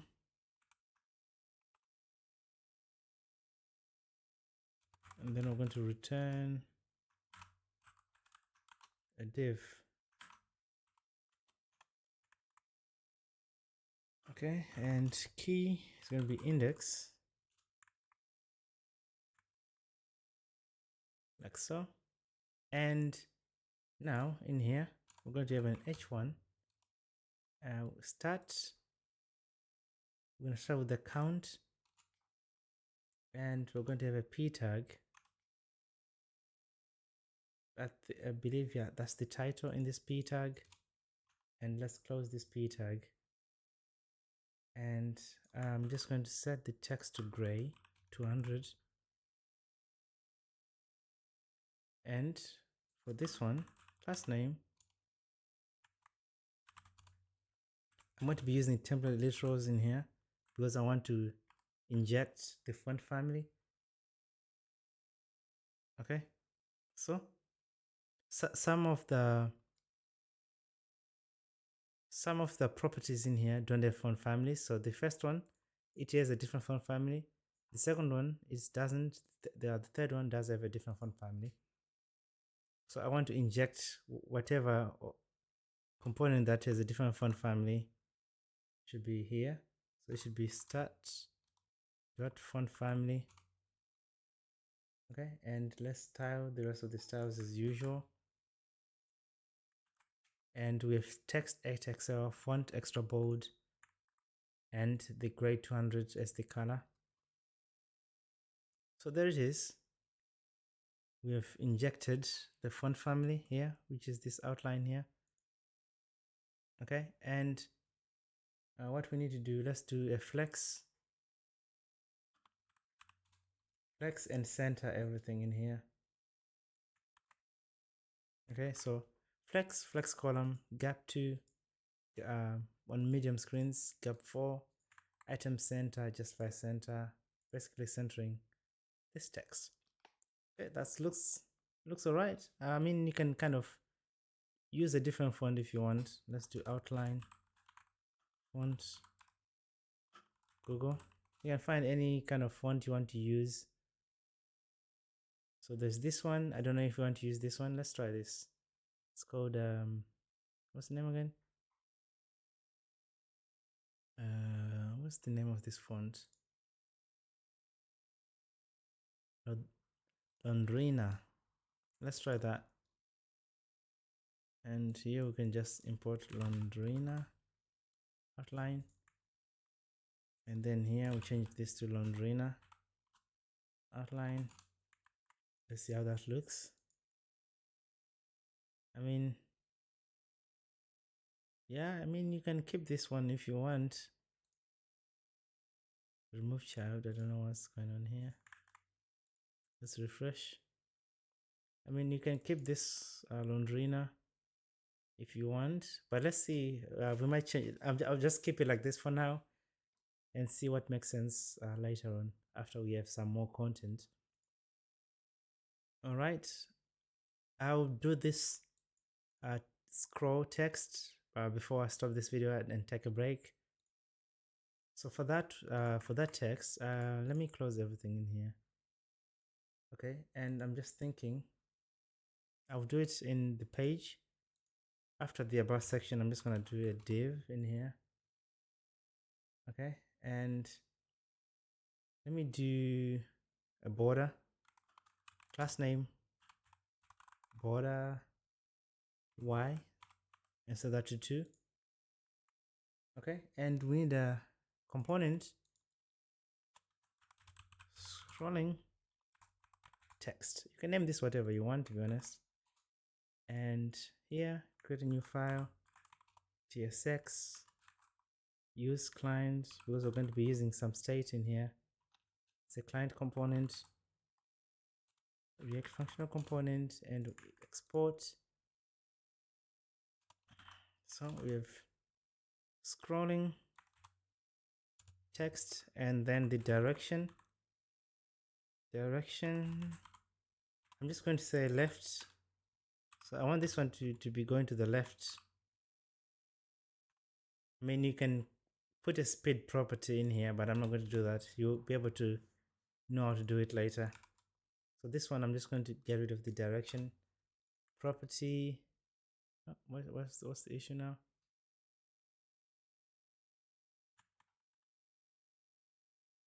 Oh, this self-closing. Yep. So this one is going to be going to the right side. Okay, so if we specify left, it goes to the left. If we don't specify anything by default, it's going to go to the right side. So now let's open the scrolling text. Now let's create some props. Let's do an interface here. Interface scrolling text prop.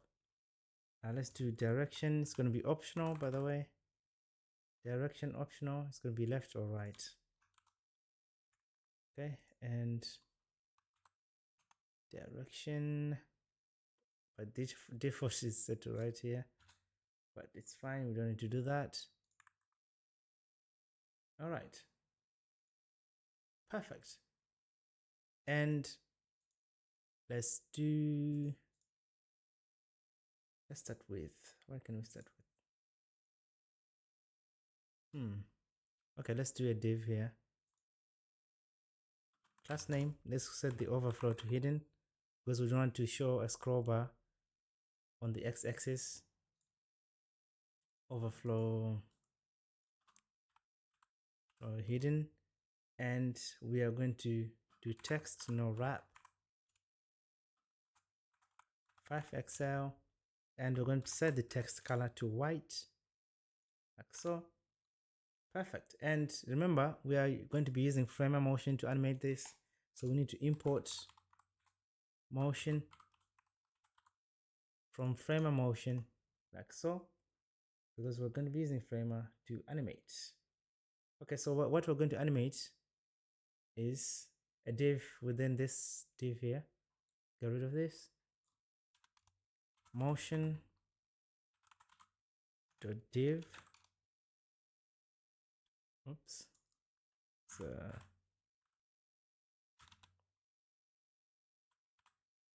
animating a div. Okay. Perfect.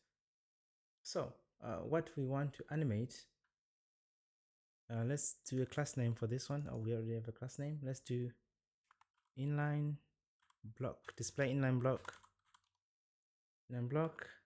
and text 5xl. Don't need this one here then. 5xl, and we are going to do md text xl. So this is a bigger screen. We want the text to be bigger. Okay, font extra bold, something like that. Okay, and we want to have like a list of text. So what I'm going to do, let's create an object. I'm going to say const base text, okay, like this. So this is going to be an array of objects, okay, and we're going to have text, okay, and it's gonna say web development, okay, and the next object is going to have an outline, and the other one is not going to have an outline. So Bungie, so remember this font here. So base text, I'm gonna go back to utils, okay, that's where the font is imported, the Bungie, but it's a different font, not the actual Bungie font. Okay, so we have an object. Some of the objects it has an outline, some of the objects doesn't have an outline. Okay, so this should be export const base text, like so. So we don't need to do it here. So now we have the base text. Okay, so what we can do is we can map through that base text. Okay, base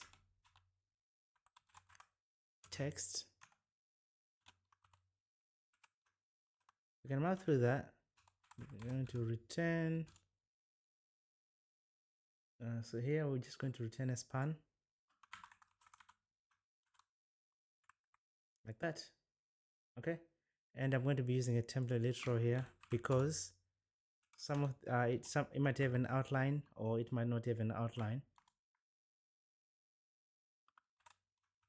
Okay, so here I'm just going to say it's text dot outline, so for the font family, and then I'm just going to give it a line middle and inline block, display inline block, and then here I'm just going to put the actual text, text, and then I'm going to add a span here, and then I'll add an end dash,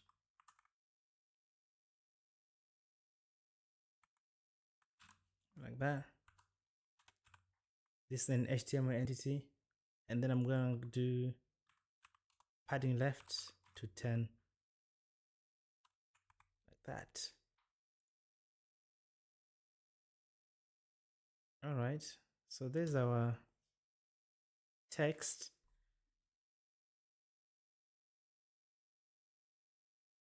So this text is not animated yet.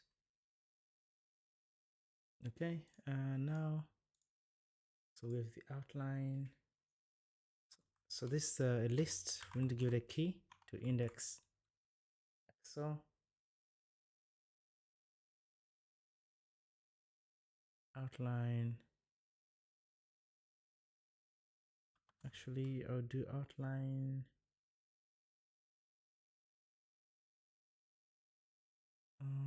Outline. I'll do an empty string. My keyboard, I don't have the, oops. Okay, yep, an empty string like this. All right. Now, so for us to do the animation, let's start with the animation direction. Animation direction. Okay, so const anim direction. So if it's left, anim direction. So we're going to be using a ternary operator. If it's left, okay, we're gonna start 0%, 0%, and then -0. If it's the other way, it's minus 100% to 0. Okay, so that's the anim direction. Okay, and let's do that animation now. So motion.div we're going to animating the x-axis, animate x using the animation direction, and then transition duration. I'm going to set this to 250 seconds. I want it to be very long. And repeat, it's going to be infinity. And the ease, it's going to be linear, like that. Okay, so duration 250, repeat infinity, and the ease is linear. Okay, and we're animating the x-axis. Now let's save. Let's see what we have. Okay, so there's our animation. It seems to be going slow, and they're all going to the left direction. Okay, let's see why they're all going to the left. So we've left, okay, 0%, -100, -100, 0%. Okay, so direction, left or right. Okay, so let me just set the direction here to right by default. Okay, so seems it's not working. Okay, because I'm not using this direction, by the way, I need to use this direction first. Okay, so we don't need to give it a default here. So here I need to do direction. Okay, direction equal to these values here. This should be only 3 equals. Okay, all right, seems like something weird. 0 0. Okay, so there it is. It's actually working, but it's very slow because there isn't a lot of text. There's only one iteration of this text of this whole array. There's only one iteration, but I want to iterate this array 10 times. Okay, so what is it? So this array here, there's only one iteration of it. That's why it's really slow.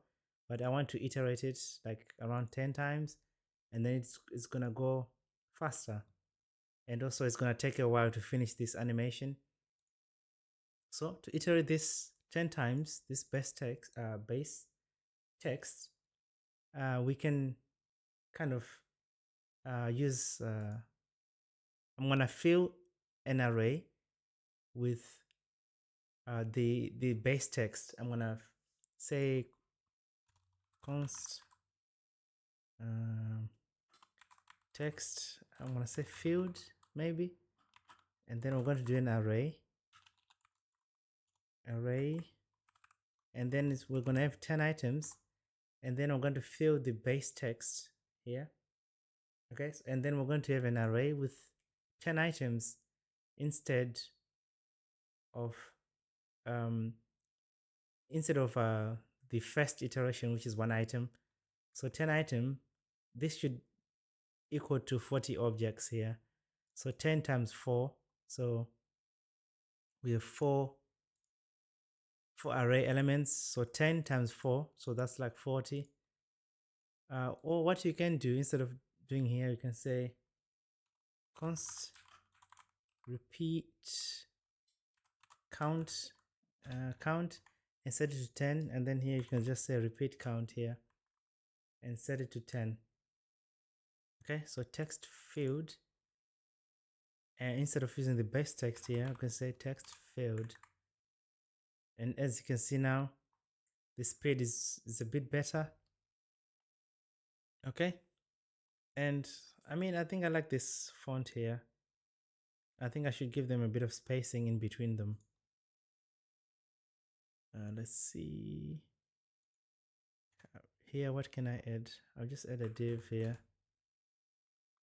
class name py, maybe 4. Okay, why is it, oops, why is the G cutting? It's getting bit cut. Okay, so it seems like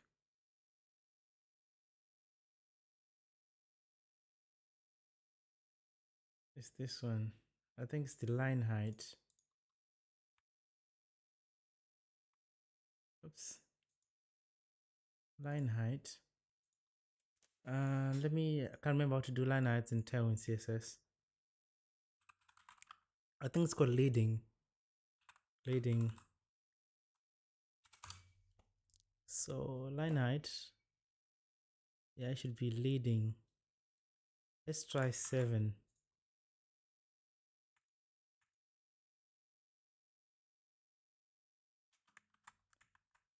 Let's see what we're gonna see here. Still getting cut.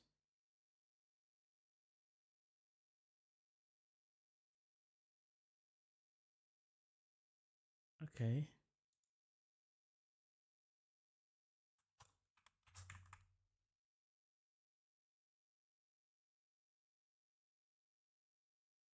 I don't know. Okay, I'll fix this off screen rather than me experimenting with this for now. Let's leave it for now. And the next section is going to be the portfolios. I'll just set up the title and the section before I go. Sections. Okay, so in the sections here, let's do portfolios section.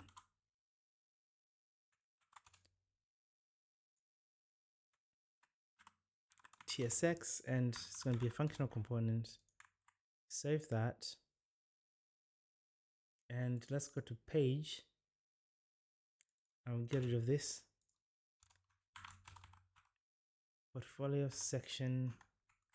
Okay, open it up, and I'm just going to set up the padding. Remember the media query style that we created earlier, which is responsible for giving the padding.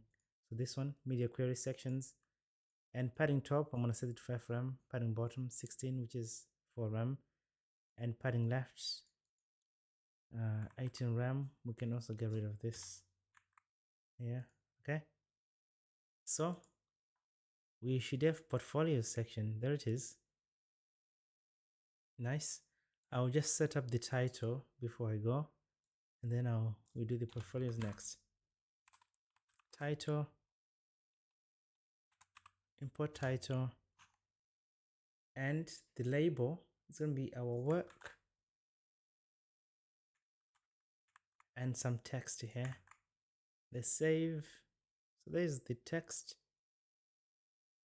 Okay, so yeah, that looks good for now, and I'll take a break. I'll see you on the next one. Okay, so now let's work on the portfolios section. Okay, so let's do this section here. Before we do that, I'm just going to add a bit of a padding on this scrolling text.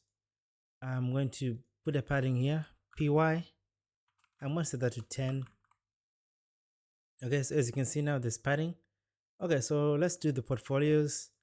Let's go to utils and create some portfolios.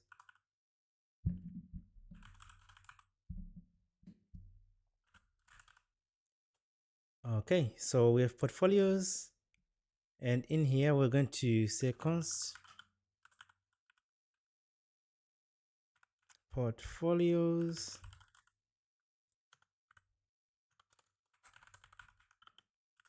export default portfolios. Okay, so let's create an interface.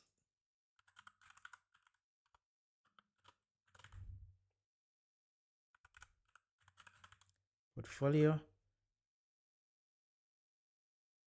Okay, so this one is going to be an array of portfolios.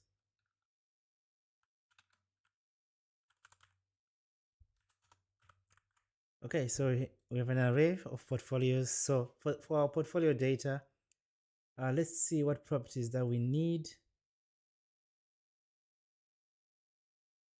Okay, so let's try to, I'm just thinking, let's try with let's start with the first object. Not the first object, I mean, let's start with the interface. So for the interface, we are going to have ID. The type is going to be number. Let's see if it's remembering. No, it's not remembering the properties that I've done in the original project. ID with the category string. I'm just going to paste in the rest of the titles here. I mean properties. So with subtitle, and make sure this is the type of a next image. So the type is coming from next image, static image data. So preview image, it is this type. And challenges is an array of strings. Okay, and we also have another property, which is an object, which has properties in there. So with this paragraphs, which is an array of strings, bullet points, an array of strings, images, an array of images. You can add as many images as you want on each particular portfolio project that you want to showcase. Okay, so for example, this one, if I click, so these are just placeholder images. You can put any images that you want, and you can put as many images as you want. Okay, so that's this in an array. Perfect. And now we just need to create the data. Now we have done our interface. For example, I can't put any property here that doesn't exist from this interface here. So this is sort of like a data model, like a blueprint of what our data should be and what properties it should have.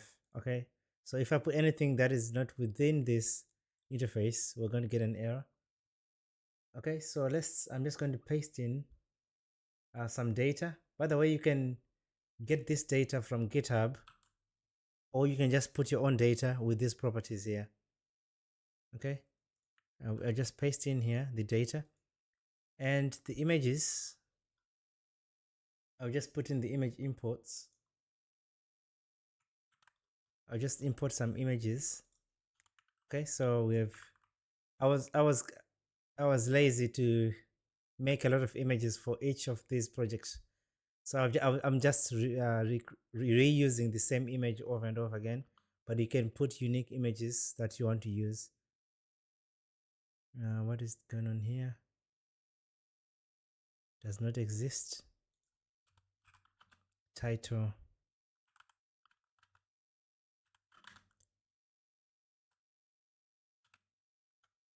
What is this? Title. Okay, so what's the issue here? Okay, so yeah, so the images are just being repeated over and over again, and there's a background color for each portfolio item. You can put any color that you want. So as you can see here, if I go back, there's this different background colors here. You can put any colors that you want. You can just copy this portfolio data from GitHub if you're lazy to create these objects here. You can just copy from GitHub, and you can put your own data in here. Okay, so now with the portfolios, and we're exporting default, let's map and display those in here. So our portfolio section, let's open that. Okay, so I'm thinking whether to portfolio section, I'm thinking whether to create a component for that, a separate component. Okay, but let's do a div here, a div, and I'm going to give it a class name. Okay, and I'm going to give display flex margin top 5 rem a gap of 8, and for smaller screens I'm gonna set for bigger screens the flex is going to be raw.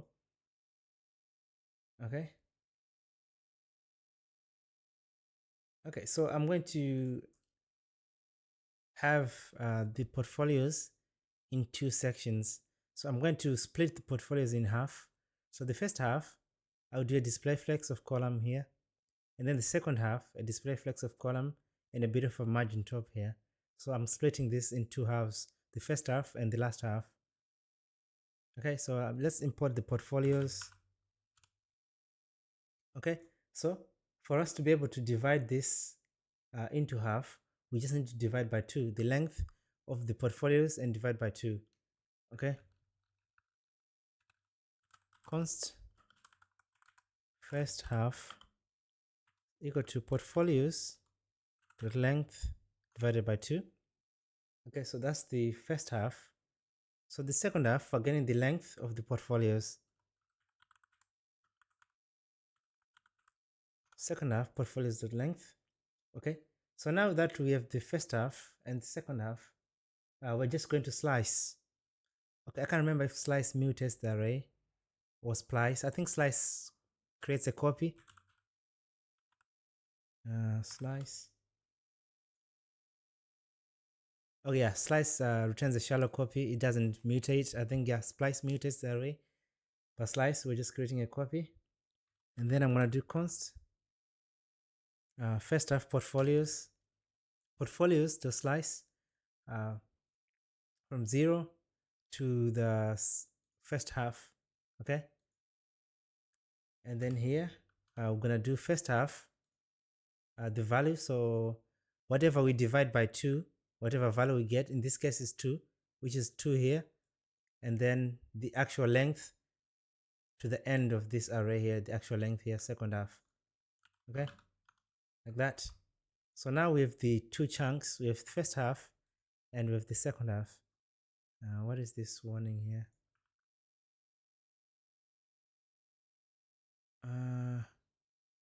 I don't know why I'm getting an error. Let's see why.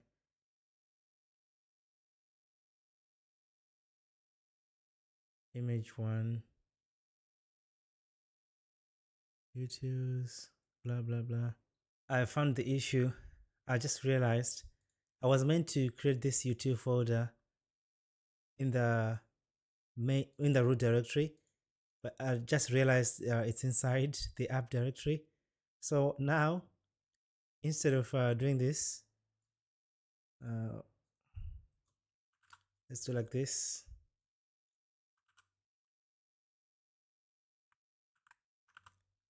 Okay, so now let's save. So now the error should disappear. Okay, so now we have the first and second half. Now let's just map. Okay, what we can do is we can create a component for each portfolio item, but I'm just lazy. You should know how to do this by now. So let's start with the first half. I'm going to do a div, and it's going to have a relative position and flex 1 to fill the entire area, because we're doing a display flex here on the parent, and I want to fill in the entire width. Okay, and here we're going to do first half like that.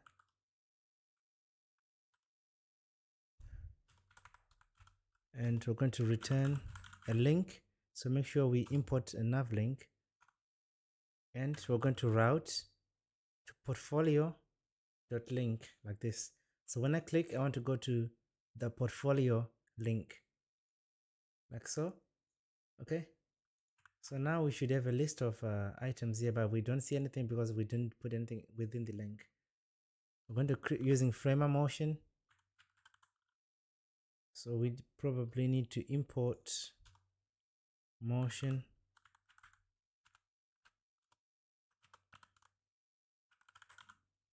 Import motion from framer motion, and here we're going to do a div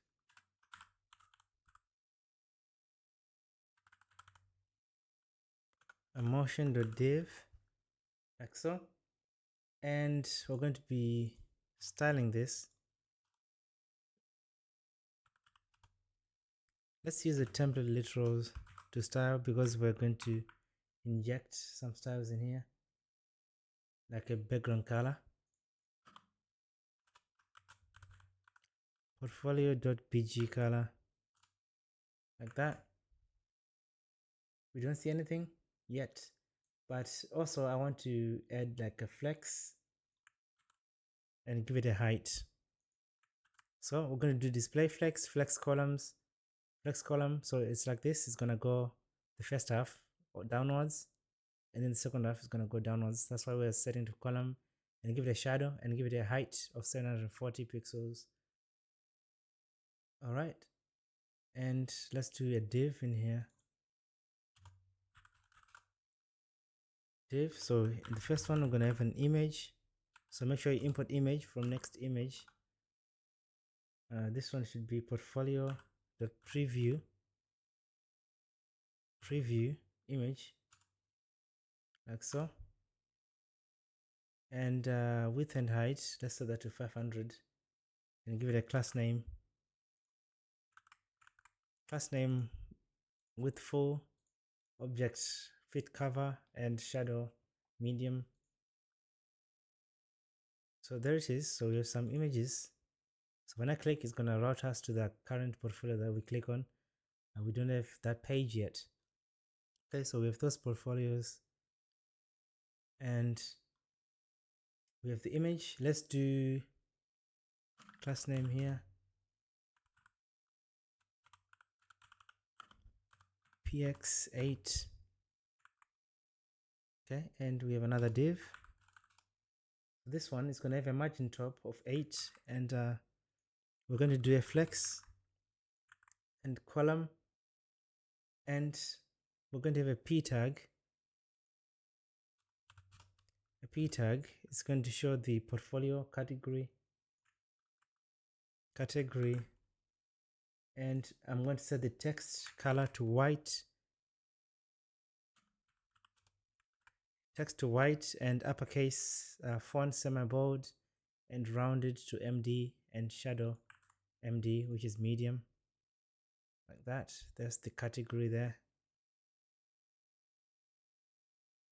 Okay, and we also want to do the title. We have the p tag. Let's do a div here, and h2 for the title, and also we have the subtitle after the h2. So for the h2, I'm just going to give it a text of 3XL, and text to white. And also for this parent, let's do a class name, and I'm going to give it a padding p x of 6 and py3, and flex column, gap 1, item center, text to white, and a background of bg2, and rounded MD. So there it is. Okay, perfect. So now that we have that, I think that's pretty much it. We just need to do the other half. But before we do the other half, let's just do some animations. Okay, so let's create some animations here. I'm gonna say const hover effect. So for the hover effect, I'm just going to scale 1.05, and then I'm going to rotate -5, rotate x, it's like -5, and we're going to rotate y to something like 10, and give it a transition, is out. I believe we have ease in. Let's just leave it is out. That's hover effect, and we have hover effect number 2, which is going to do the opposite of this one, what this one is doing. So this one should be 5, okay, instead of negative. Okay, perfect. So duration 0.3 is out. So we have two hover effects now. So what we're going to do now, go back to the motion div.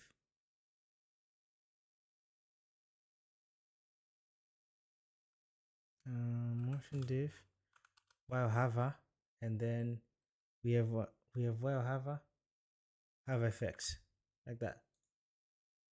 Okay, so there it is.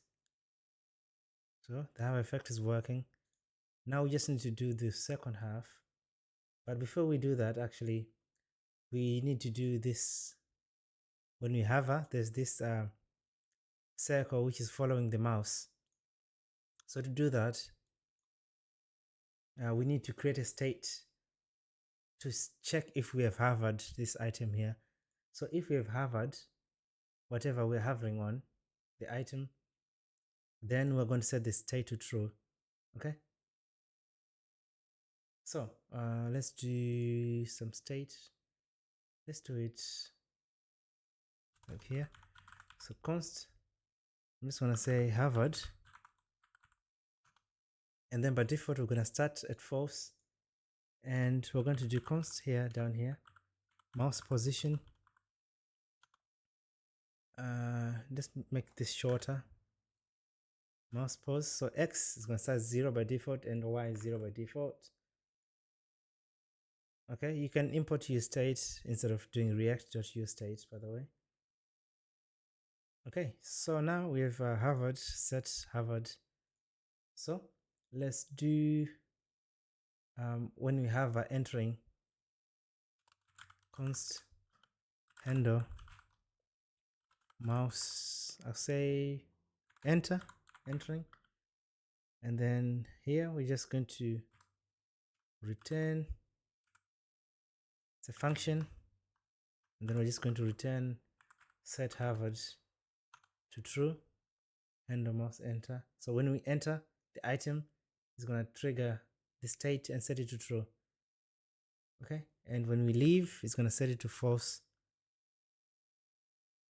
Okay, so now we just need to calculate the position of the mouse and update that position to the state. So to get the position, it's called client.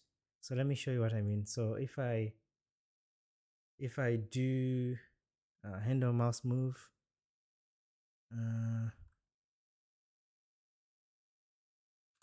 const, let's do the, what can I name this? Handle mouse move. Mouse move is going to take in a mouse event. Okay, mouse event, and then we're going to update the state based on this event here. So for example, if I do console.log, I can log the event object, and let's call this handle mouse. Okay, handle mouse move. Let's call this function here. What does it say? It expects the event. But anyways, let's go to the console.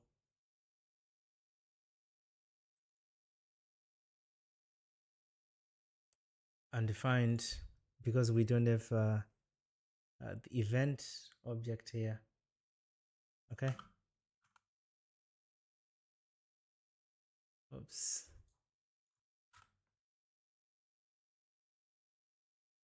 So we're not going to get the event object because we need, when we do the mouse move, we are going to do that on the motion div, which is going to provide us with that event. So here, if we do on mouse move, it's going to provide us with that event. Okay, so let's get rid of this, and now let's save.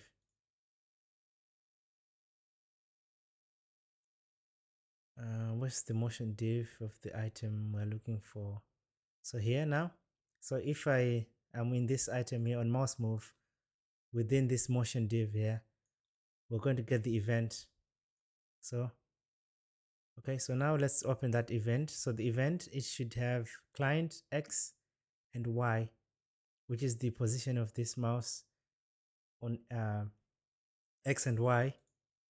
Okay, so what we're going to do is updating the state, getting that position, the current position of X and Y in here, and update the state. Okay, so e.clientX, e.clientY. Okay, so here, as you can see, oops, as I showed you, the event object, and then there's a client X and client Y, as I showed you. So, and then we're just taking that and putting that to the state. Okay, so now that we have that in the state, what we need to do is go back and do on mouse leave and enter. On mouse enter, oops, on mouse enter, and mouse enter, on mouse leave and hand mouse leave. Okay, so let's check if our state is being triggered. So make sure you have installed the React developer tools. Okay, so hero section,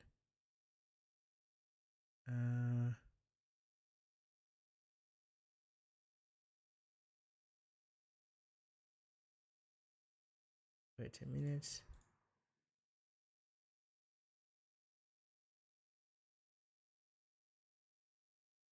Where's the global thing?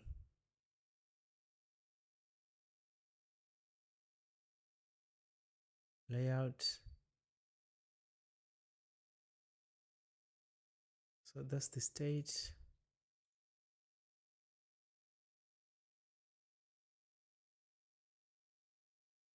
So not hero section, so portfolio section. Okay, so the state is false. That's the hovering state, by the way. These are positions of the mouse. So when I hover, it's set to true now, I'm hovering.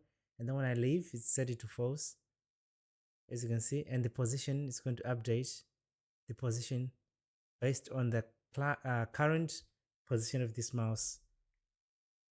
Okay, only on this element. Perfect, so that's working. So I'll collapse this first half, portfolios, and we need to do the second half of the portfolios. Okay, so the second half, I'm going to copy div class name. On larger screens, I'm going to have margin top of 14 rem. Okay, and we're going to do flex display,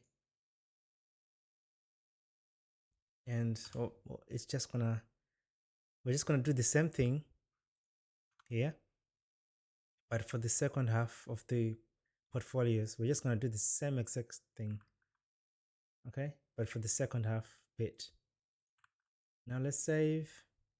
Okay, so as you can see now, we should have this portfolio, and it's hovering different because we have hover effect number 2, which is doing the opposite from the first one. So here, the second half, we're using the hover effect 2. So this one is hovering that opposite direction, this one the opposite direction.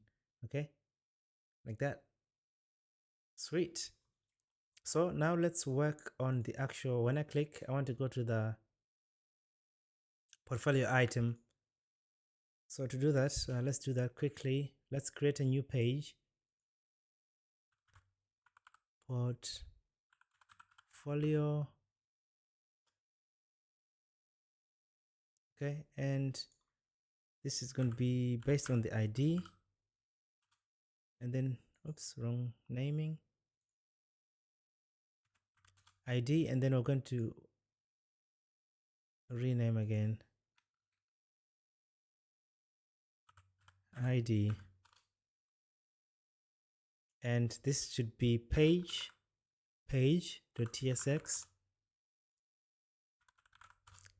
Okay, export. So when I click, we should be able to see something now. When I click any of these portfolios, click, as you can see now, we are routing to a specific page of a portfolio. Okay, so what we're going to do now, let's do interface props params, and then we're going to get the ID. What's am I missing? Interface params, and then we're going to get the ID. So the ID is anything that is after portfolio is an ID here. Okay, so params,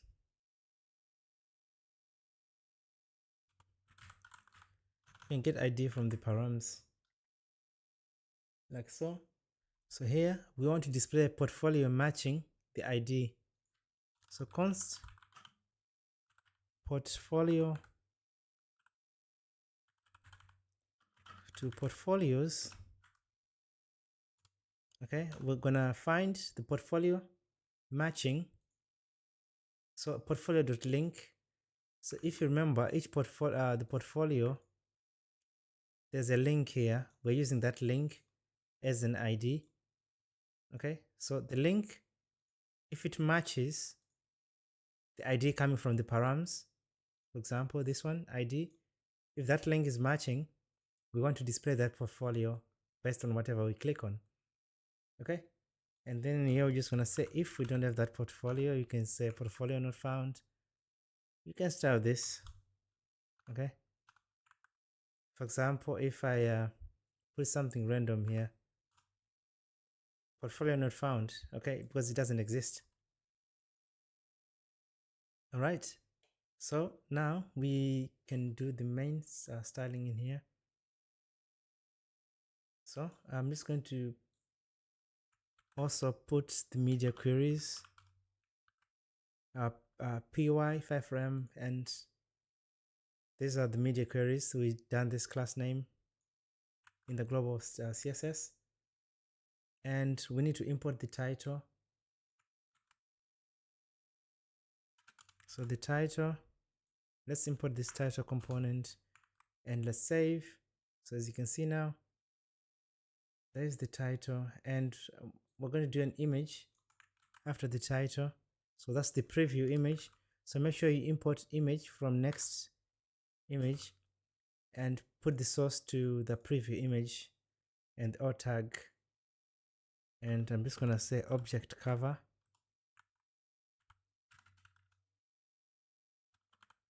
Object cover, like so. Okay, so that's the image, and we should have some text here. I forgot to change this text. Can't remember what I was meant to give this text. Okay, so after that, let's do some text. So image, let's do div, let's do empty, something like 5rem. Okay, so I'm just going to display the date and the subtitle. Date and subtitle with uppercase font medium for the date and text 5XL for the subtitle. And I'm going to have a div right here. This is going to be a grid.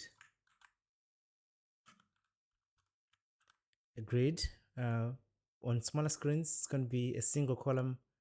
On bigger screens, it's going to be 2 columns. The first column is going to be 320 pixels, and then the other column is going to occupy whatever is left. Okay, and then a border bottom of 2, like so, and then just an H3 in here with the title called project details, and then another div. This is going to show the paragraphs, the text. Okay, so let's save. So here we're just going to show the text.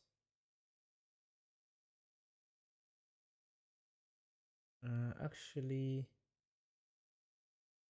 with the subtitle, project details. I'm going to do another div on top of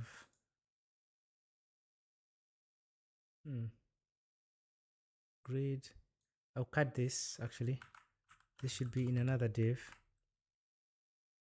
And then on top, I'll do another div, which is going to showcase the client like so. So we have client, clean code, ink. Okay, and then the grid here. Okay. So now let's save. So this one, we're going to do class name, and then we're going to set margin top to 8. Can't remember if I was meant to say SM or MD. SM. Can't remember which one I was meant to do here. But let me get rid of this because this one doesn't work, so it's useless.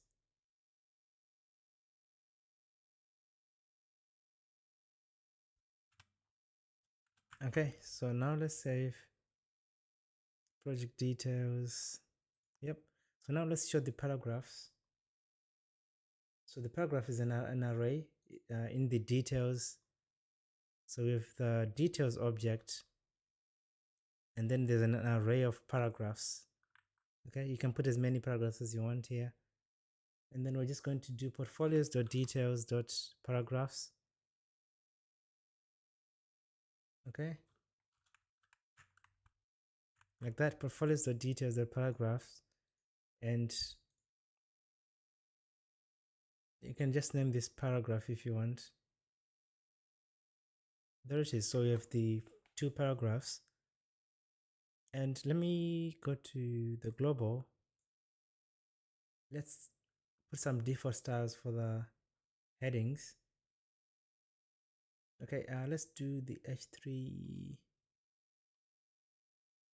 body. Let's apply. So this one should be text 2XL, font bold,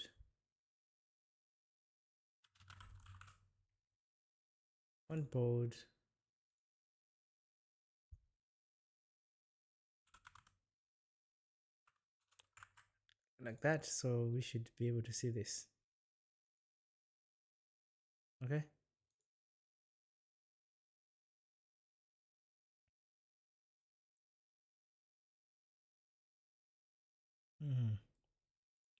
So as for the date,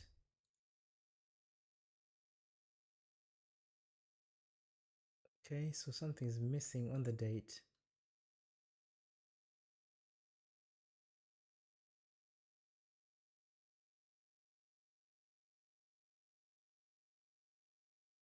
Okay.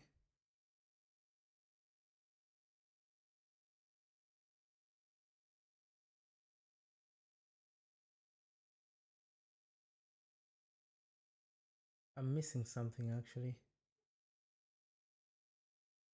Empty 5rem. This should be in a div.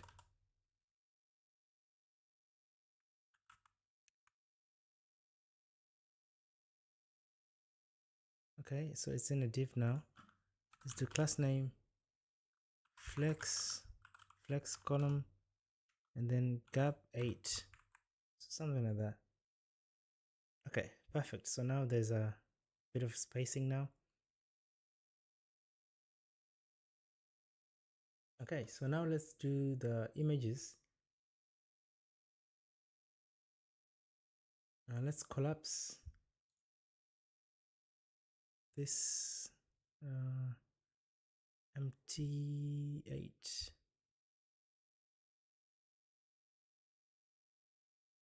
Okay, let's collapse this one.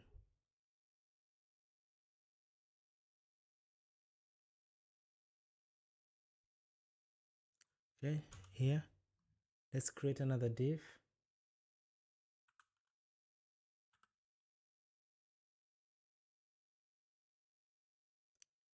So this one is going to be a grid.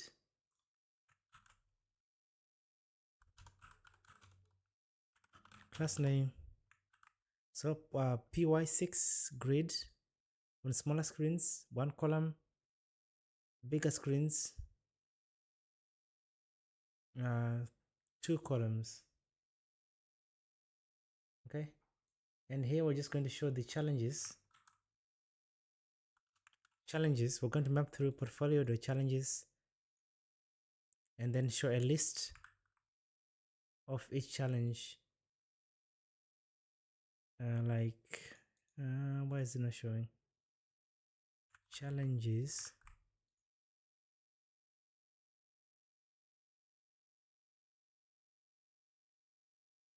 Okay, that's weird.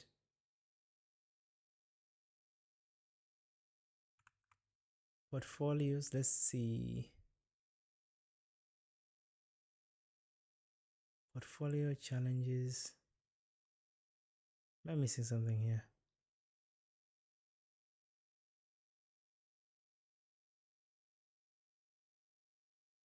Okay, okay, so challenges are optional, by the way. That's why you don't see anything. I haven't. If you go back to the interface, so you'll be able to see challenges is an optional array, but I haven't put anything yet on the challenges. So you can put anything you want there, and then it will show. Okay, and after the challenges, let's do div, and then let's do a class name. This one is going to be padding left. It's going to be 16, and then medium size screen. We're going to do a border left of 2, and then we're going to have a title here that says project details, project features actually, and then we're going to do the same thing that we did for the challenges. We're just going to map through. We're going to map through the project details bullet points. It's an ordered list.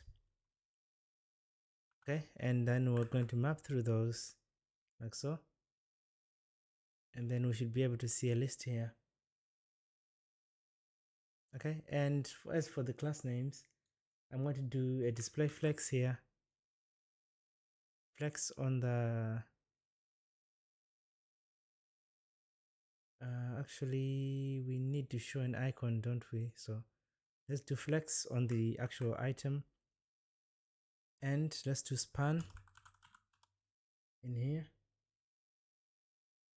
because we want, instead of showing an icon, let's actually show some kind of a shape. So width to, height to, rounded full, and we're going to do bg purple 500, something like that, so we can see this little circle. Okay, so now that's that.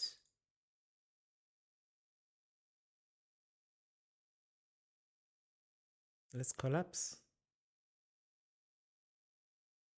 Let's do a div, and we're going to showcase a link.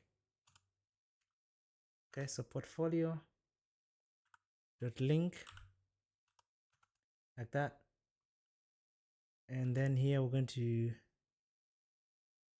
have a p tag, portfolios dot detail dot footer,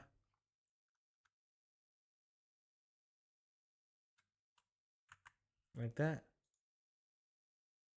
Actually, we can give it a blue color.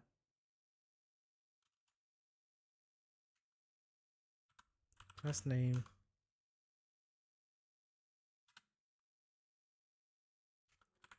text blue, let's do 500, something like that. Like a link to showcase your project. You can put multiple links here, or however many links that you want to put.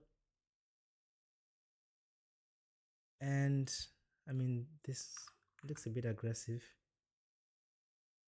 Let's do 400. Okay. Yeah, that's the link. So for the images, I want the first image to be bigger. This one. I want the last image to be bigger. So the first ones to be, smaller and stuff. So what we're going to do is we're going to use the slice again.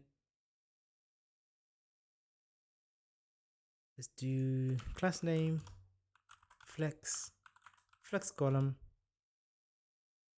and we're going to have a div in here. Class name, flex, gap 8. Okay, so let's do portfolio .details .images. So we are going to slice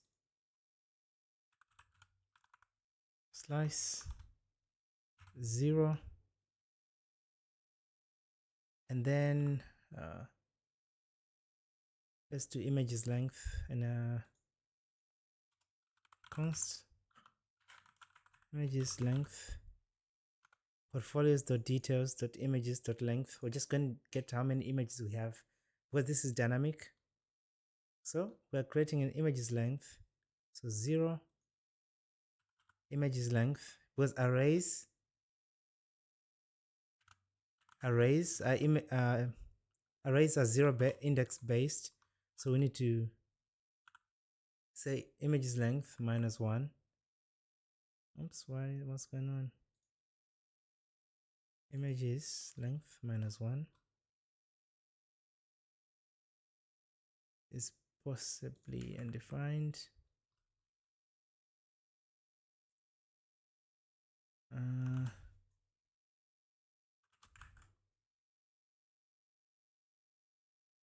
Is possibly undefined.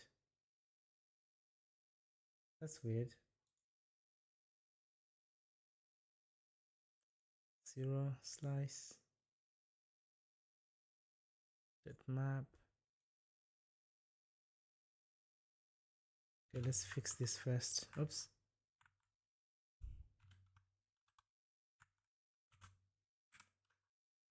Let's fix this first.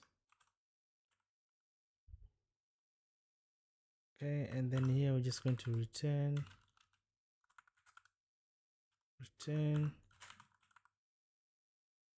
a div.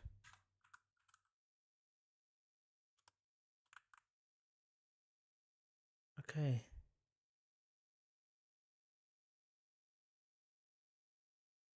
It's possibly undefined.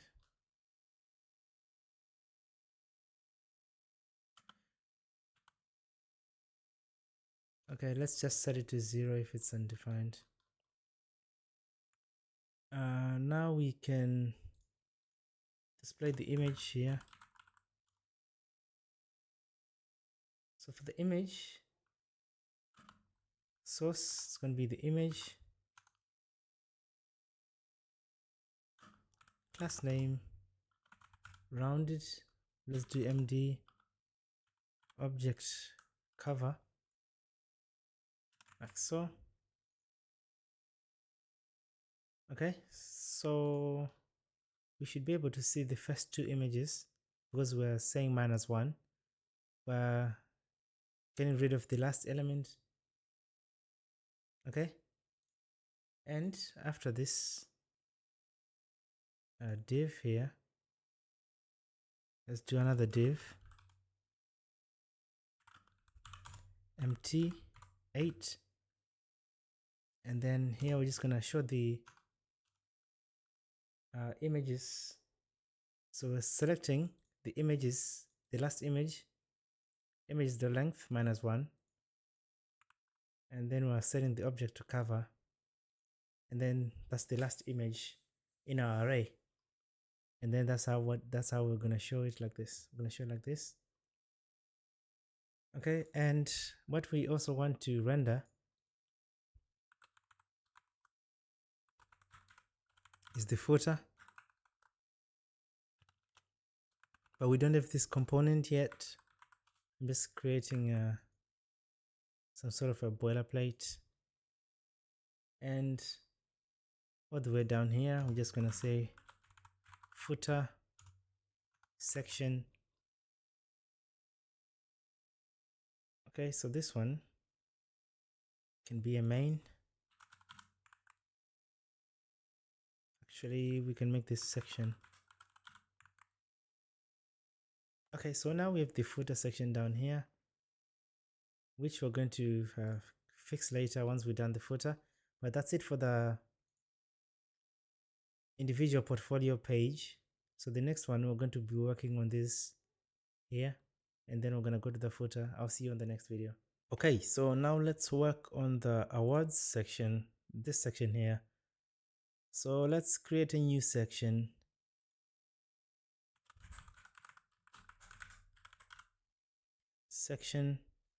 And we're going to be creating a component for that. TSX functional component export, and we're just going to put a title that says awards. So oops, and put my phone on silent. Awards. So title, make sure you import title like that. So this should be a section, class name, and so for this one, I'm just going to set the PB 16px6 XL. It's going to be 18 RAM for bigger screens, and for medium screen size it's going to be 8px, and then for large screen 16. Save. So now let's go back. We should be able to see the title. We don't, because we need to render that here. We need to render the awards section, and let's save. So there it is. So in here we need to create an array of objects. So we've been doing that in the utils. So here we're going to do export const awards.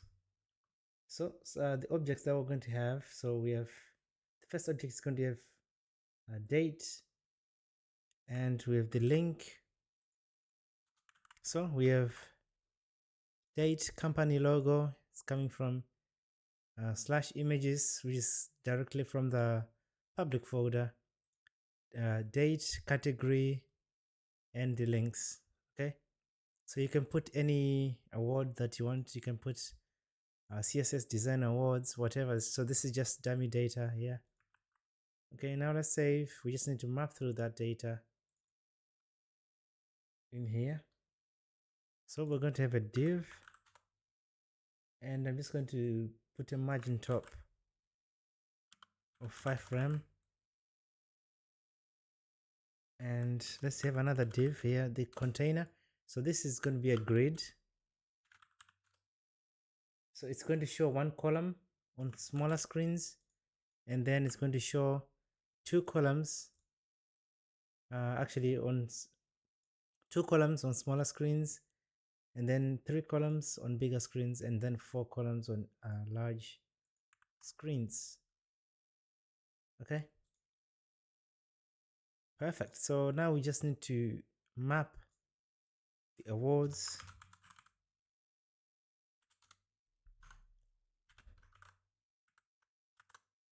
Okay, let's make a card actually.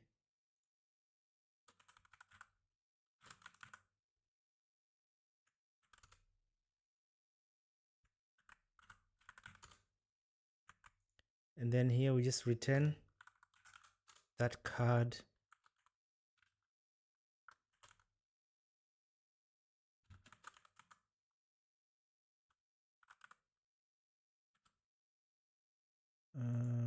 Oops, maybe component. Okay, like that, and then award like that, and then we put in the data in here, and then the key is going to be the index.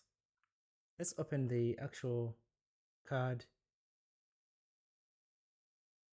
Okay, so here let's destructure. Let's get the index. Let's actually create an interface here. So we have the award, which is the date, with the title. Actually, can't remember what properties we have. So company logo,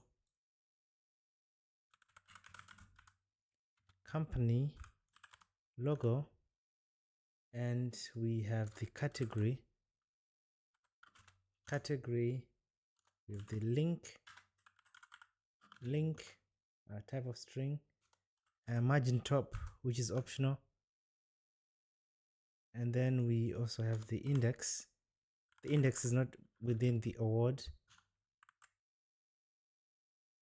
Okay, so here, award and index. Perfect. Why is it still complaining?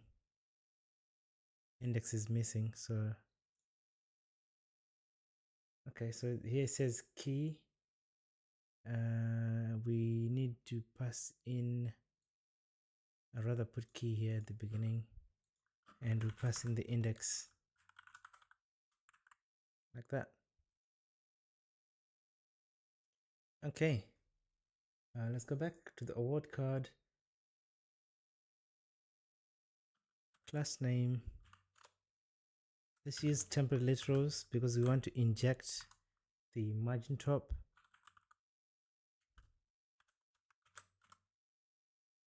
It's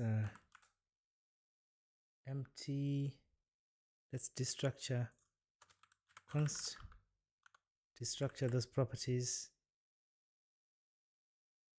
And then we're going to give it a padding and border. Okay, so padding and border, we should be able to see a border here, and it's rounded. All right, and we need an H4, which is going to show the date. H4, which shows the date, and we need to add a link. So the image is going to be in a link tag, which is coming from next link. So image, import image, like that, and then the width and height, let's set that to 200, and let's give it a class name.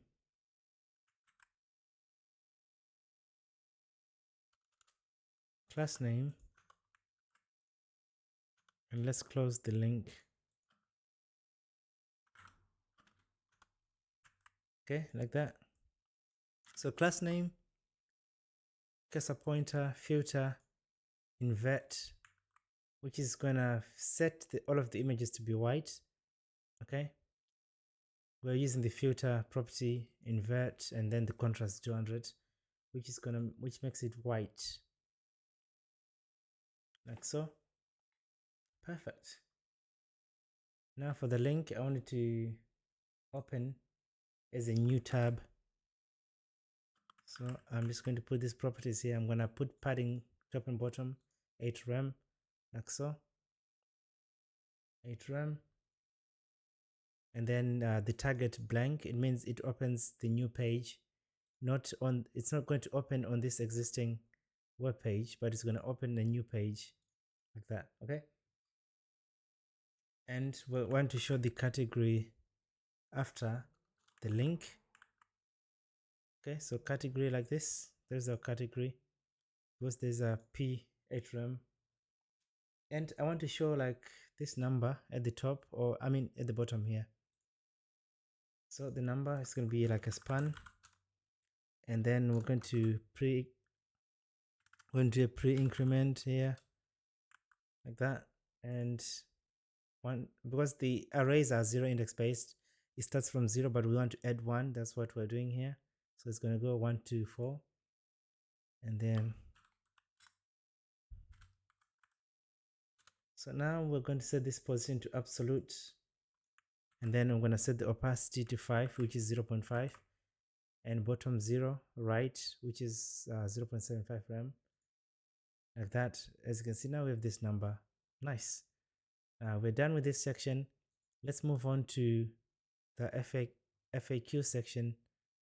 Components, FAQ section. Copy that. New TSX React functional component export. FAQ section. Okay, so what we're going to do, let's create a repo for this. Fit initial commit. Okay, and let's push this to a public branch. Portfolio agency, I'm going to put this to a public branch.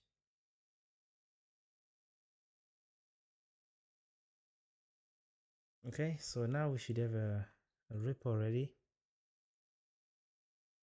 So what we are going to do now, FAQ section. For this one,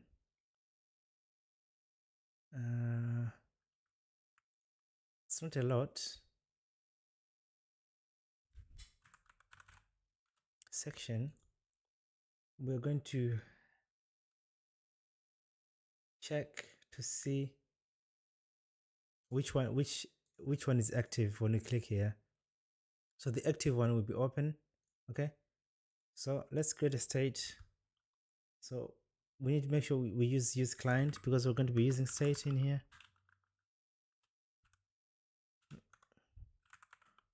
Oh my, use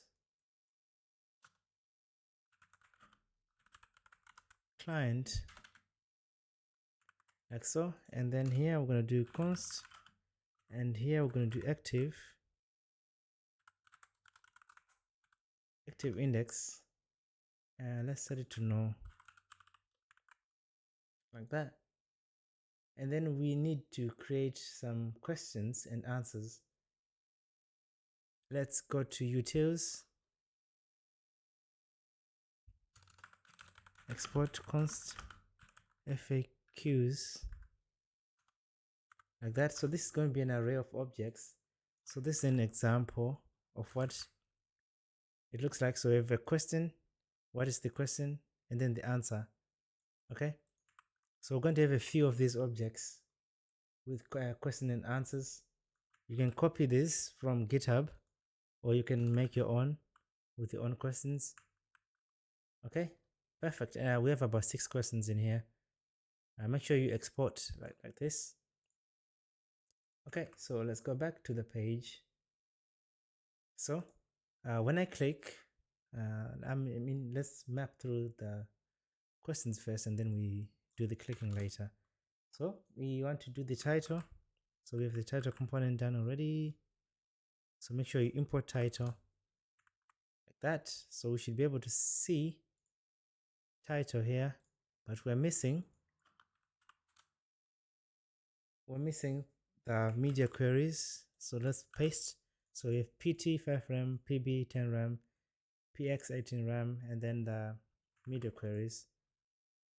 Okay, we don't need this PX, it's already done in the media queries,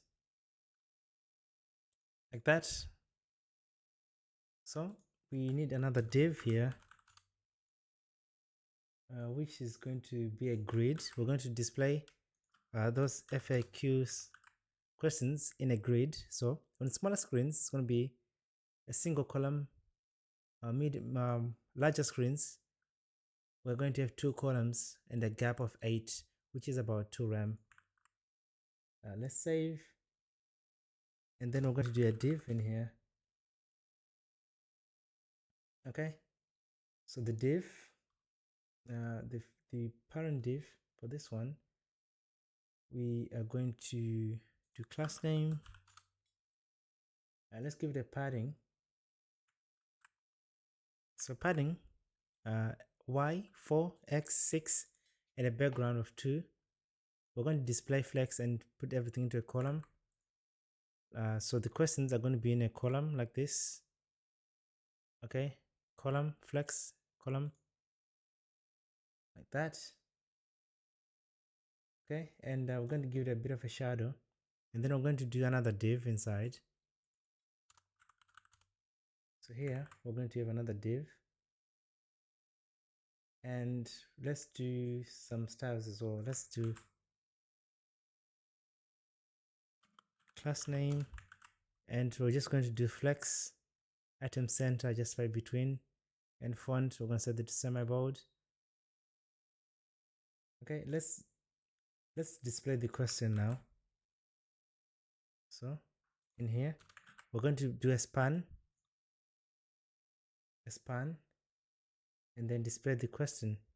Okay, by the way, let's cut this component here, cut.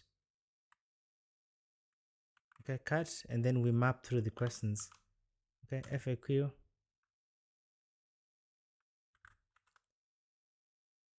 okay, like that. And then here we're just going to return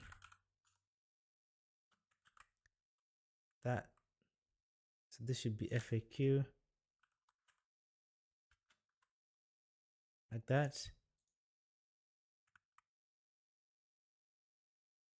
And make sure you put a key, which is going to be the index. And let's make sure we import the FAQ from the utils. And now let's save. We should be able to see a list of the questions. There you go. We have the questions here, list of questions. We have a border.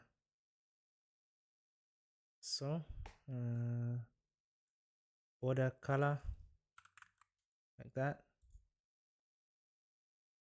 Okay, so yeah, we have the border now. Okay, so that's for the questions, and we also want to display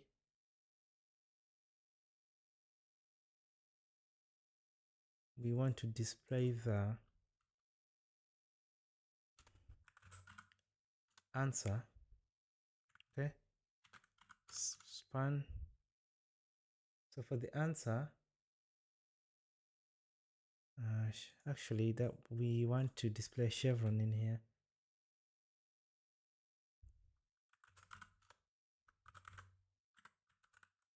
Chevron, because we're displaying flex justify between, so the text and then the chevron here. When we have, we want to rotate it. I mean, when we open, we want it to rotate to go up. Okay. After this, we're going to have another div.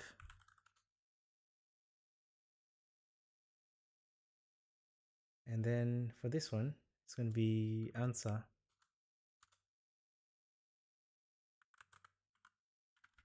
It's just FAQ dot answer, like that.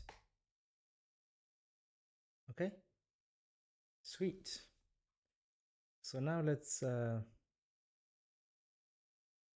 work on clicking this. Okay. So when I click, I'm going to say const handle toggle. It's going to take in the index.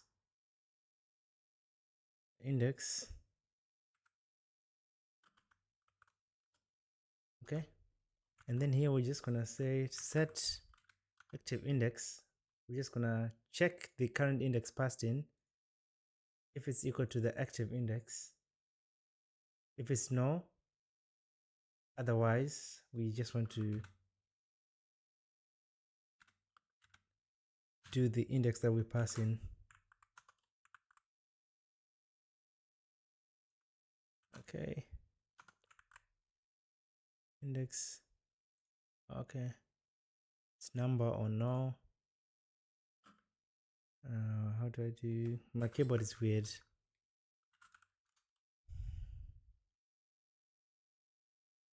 Wait a minute, index. You know what, I'll just get rid of the type checking here.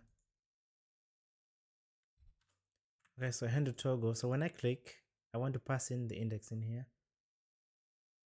So when I click the question, this one here, when I click this div,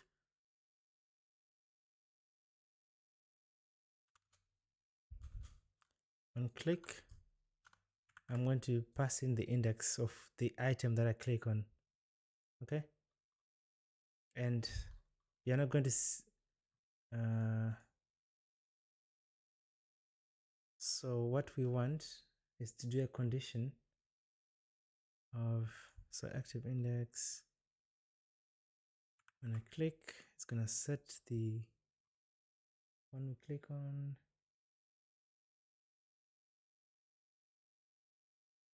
Okay, so let's do the animation, which is also going to let us view.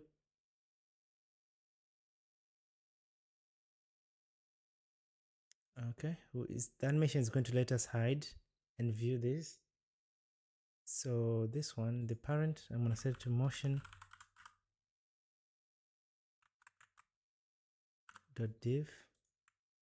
So let's import motion from framer motion. Okay, so FAQ,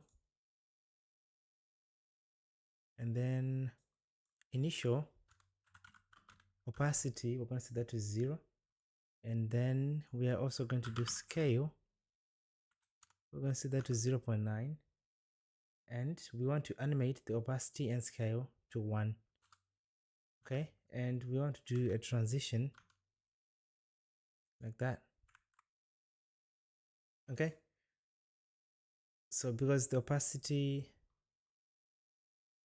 we're going to animate opacity and scale, and then we're also going to animate the transition. Okay, and let's do this one here, motion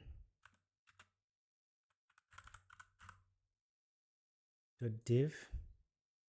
Okay, so for this one we are going to do while hover, we're going to scale, and then while tap, it's going to be 0.95 when we tap, and then transition, it's going to be a spring transition, transition type spring stiffness 300, something like that. Okay, all right, so now we have the spring effect when you hover. Okay, seems so far so good. Let me animate this as well. Motion.span. I'm just going to give it a text to Excel class name.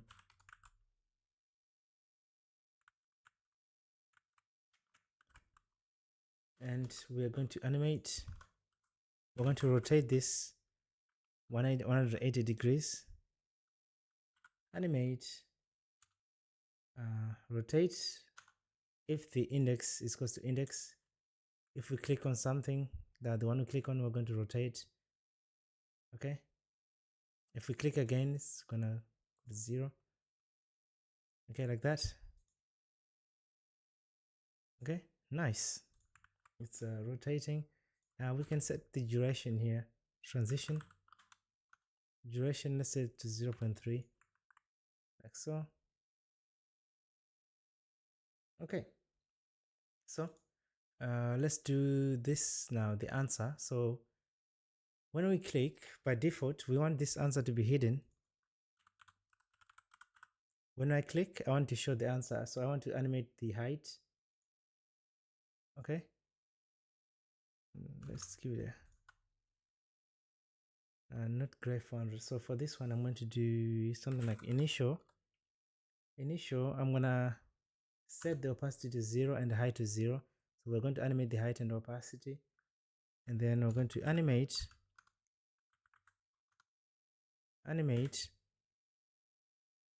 height, active index, and then either the height is either auto. So if I click on something, okay, if there's this if active index equal to index, the height is going to be auto, otherwise it's going to be 0.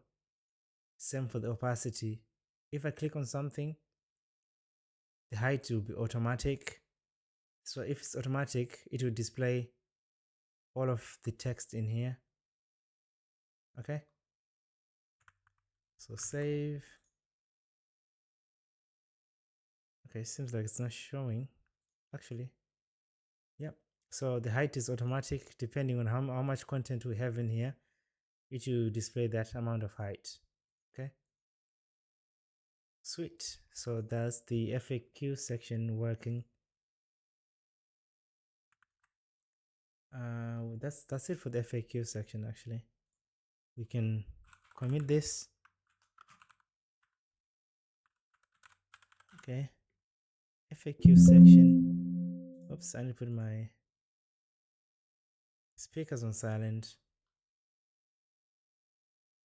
Okay, now let's go back to page.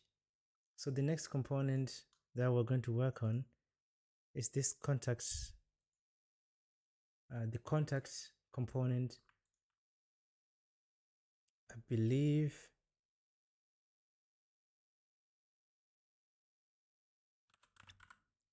contact section,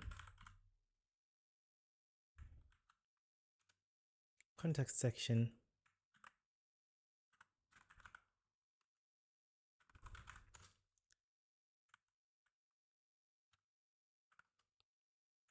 Okay, and let's render this component.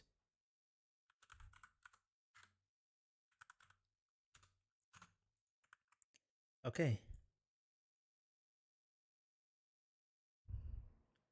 now we are rendering this contact. Let's start with the title as well. Actually, we're not doing a title in here. It's just a normal section. Let's do class name. We're going to do a grid with 2 columns. So the left column is going to show the form, and then the other column is going to show this image. Okay, and let's do div, 2 divs here. Okay, so the other div, let's do class name, relative, and then the z-index 20 hidden for the, it's going to be hidden by default on smaller screens, and then on bigger screens we're going to see the image. Okay, we have a grid of 2 columns on bigger screens and then 1 column on smaller screens. Now let's save. We should be able to see nothing because we have not put the image. I'm just going to put the image, so make sure we import the image from next image, import image from next image, and let's save. We should be able to see something, but we don't. I don't know why we don't see anything. Contact section. That is weird. Let's try to refresh this page. Inspect,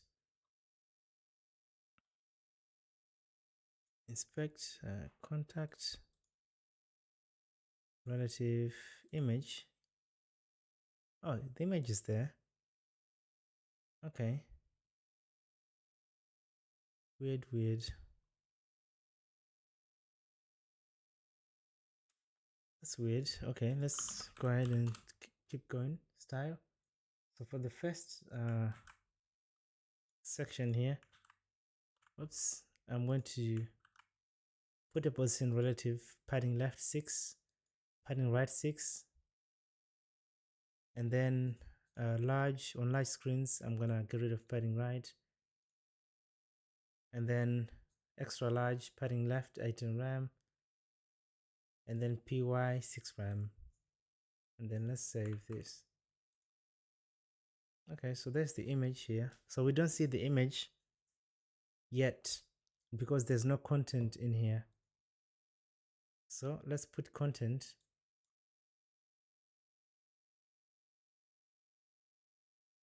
Let's put content. So content, we are going to need a form. Let's start with an h2 actually. H2 with a MB4 and that gradient purple. So gradient purple, rounded, top left and top right and bottom right, 12 pixels. And then padding, text, uppercase, and then on medium size, more bold, semi-bold. Okay. So now we just need to add the text, which is reach out to us. There it is. And we are going to add an h2. This should be something like an h4 here. To get instant guidance, please contact us. Something like that. Okay. You can put a full stop. And then we're going to do a form.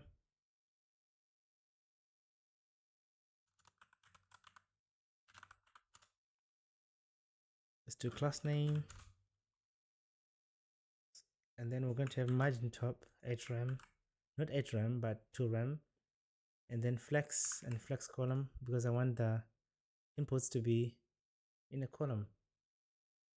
Okay, so let's start with the first div. And we're going to also do flex column,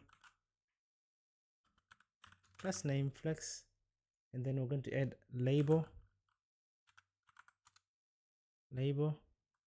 name, and then here we're going to have name, and then we're going to have a span tag, so something like this, and then we're going to put an asterisk, class name, and then we're going to do text red 500, something like that, name like that, as you can see. And then we're going to do an input.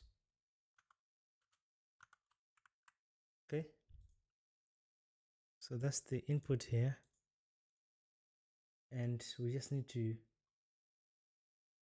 style this. Let's do width full, like that.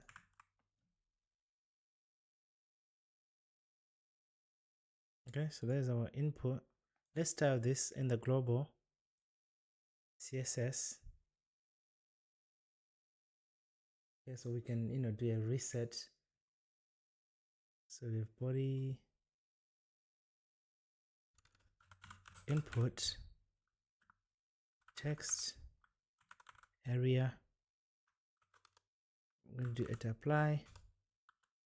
We're going to set the background to transparent and rounded extra large, and then the border 2, and then the border color 2, like that.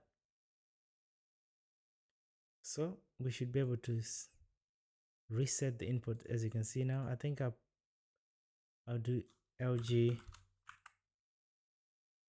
something like that. Okay, so now we just need to a name, oops, contact section. Now we just need to do the same thing. We just need to duplicate this this form item here and do email, and then we do message, duplicate this. Okay, save. So we have email, and then we have the message is this text area, and then I'm gonna put the rows to 6 and then resize to none, because I don't want it to be resizable. So it's like this. You won't be able to resize from down here. Okay, and the thing that's left is the button.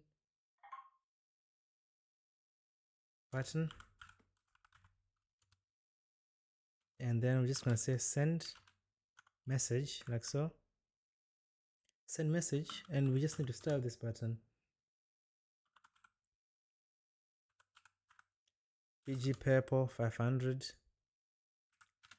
and then we're going to set the text to white. Text white, and on hover, we're going to set the purple, the same color here when we have the button, but I'm just going to reduce the opacity to 90% like this. Opacity is 90% on hover, but it's the same color, but the opacity is reduced to 90%. So hover, okay, the opacity is reduced to 90%. Okay, that's pretty much what we were here for. So the next step, I think we're finished with this one. So we have the email, and then we have the name. I think that's what we want. Now let's move on to the footer section. Actually, let's do this animations here. So I'm going to, I can't remember what package I'm using here. I think it's called as Sanity UI. Can't remember the name. Components. Yeah, that's the one. That's the one I'm using. So installation.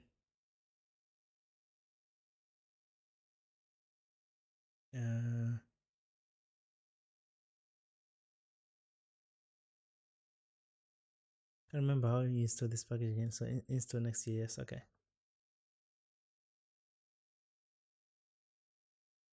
What? Install.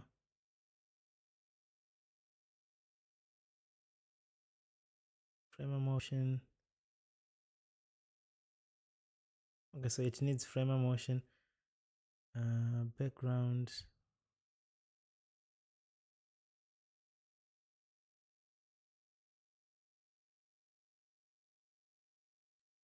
Let me search for beam. Yeah, background beams. That's the one we need.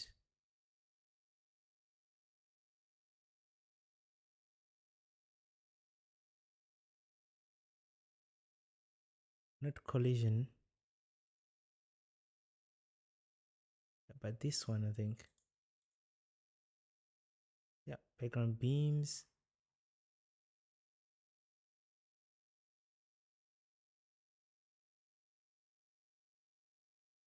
Okay, so let's copy this.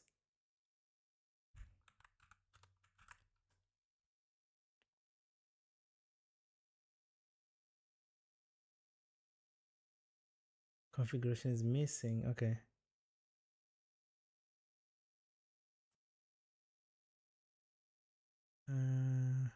Installation.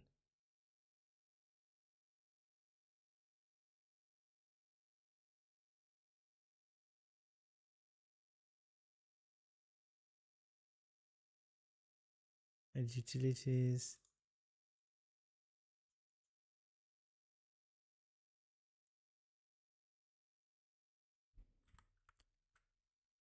Wait a minute. Init.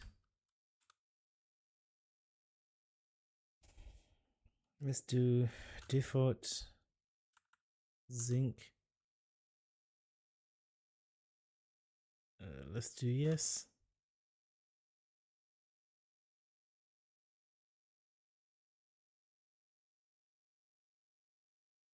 What I'm going to do is I'm going to get rid of this config here.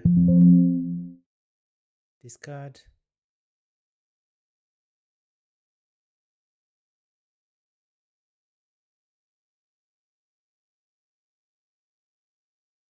And I'm also going to discard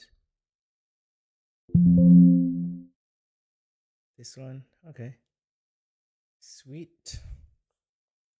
And well, let's install that again, the beams. Okay, so now you should be done installing those beams. And what we're going to do, let me try to do it here. Background. Let's do beams. background beams and render the component.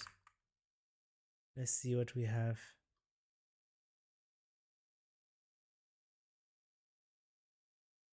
Where did I put it? Contact section. Yep. But we're not running the project yet. So let's run this. npm run dev.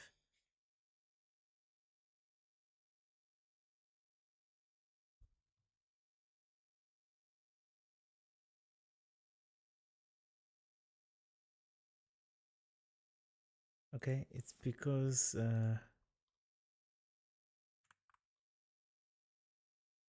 oh, I lost my styles for the text area. So when you because I had not committed, that's why I lost those styles.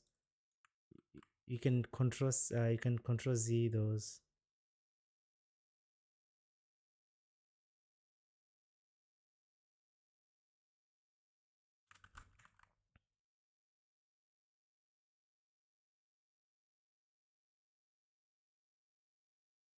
What is this saying now? Syntax error. Okay, because the color, it should be color with the U, the UK spelling. All right. So we should see those beams now. Okay. I think there's a speed variable for that. If you want to reduce the speed.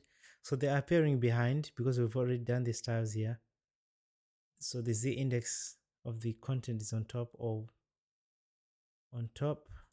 If you go back, so the position is relative, and then the Z is 20, which puts the image and the content on top of these beams. Okay, now let's do the footer. The footer.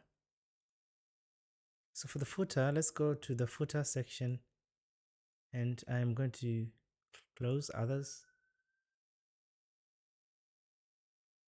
Okay, now let's open the footer. Let's go to utils. Yeah, I'm just going to export some footer links. Const footer nav. It's going to be an object, so we have an object like this. Title, about us, and then we have the links for that particular section, which is going to be an array. Okay, so about us, it has these links like so, and then we're going to also have some other objects like services, contact info with the same links. Okay, so if the about us, services with links, contact info with links like this. About, services, contact info. Okay, it's like these sections here: about, services, contact. Okay, now make sure this is it's exporting. Go back to footer. This should be a footer, and for footer I'm going to set the position to relative and do some media queries for screen sizes. For large screens, margin left and right, we have 4M. Okay, and we're going to have a div in here, and then we're going to show those background beams coming from the component that we've installed from, is it Asenity UI? Aseternity? I don't know how to pronounce this, certainty, I think, UI. So that's where this component is coming from. Okay, so like this component in the root directory, components, that's the background beams here. Okay, and it should be working as well on the footer. Seems like it's not working because we're not rendering that footer in the page. So in the page TSX, we need to render the footer in here, footer section, and save. Okay, sweet. I don't see it yet.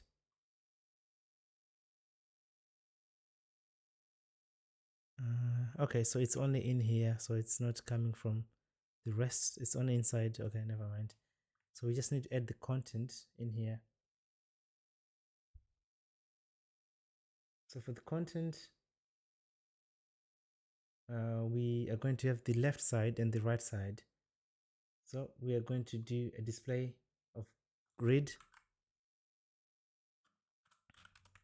Okay, so MD, PT, padding top for medium screens, from medium to large, 5 RAM, PB from medium screens. Okay, so from medium screens, I'm setting the width to 350 pixels. Okay, and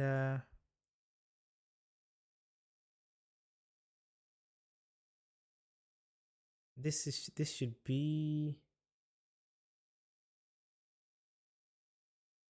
be the inner component. Cut this and do another div.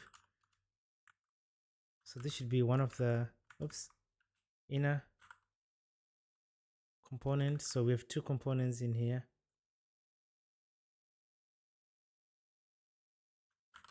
So we have two components. We have the left, which is 350 pixels, and then we have the right side, which is a bit bigger. Okay, so class name.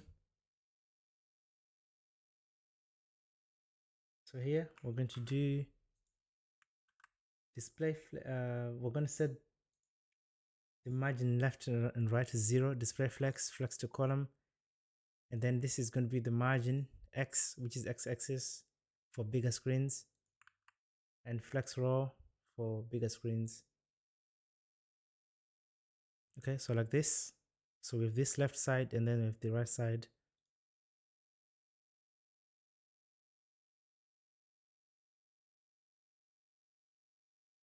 All right, perfecto.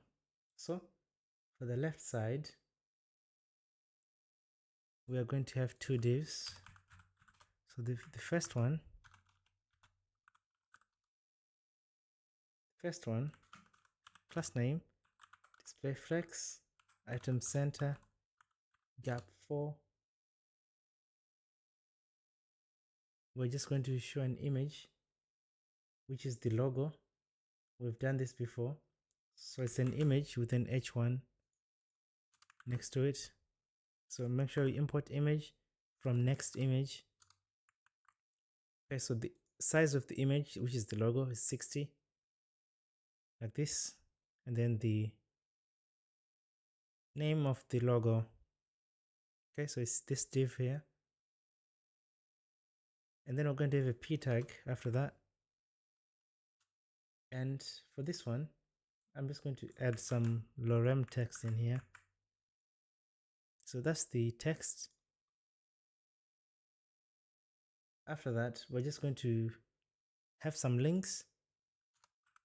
Div. I'm just going to set margin top to 4.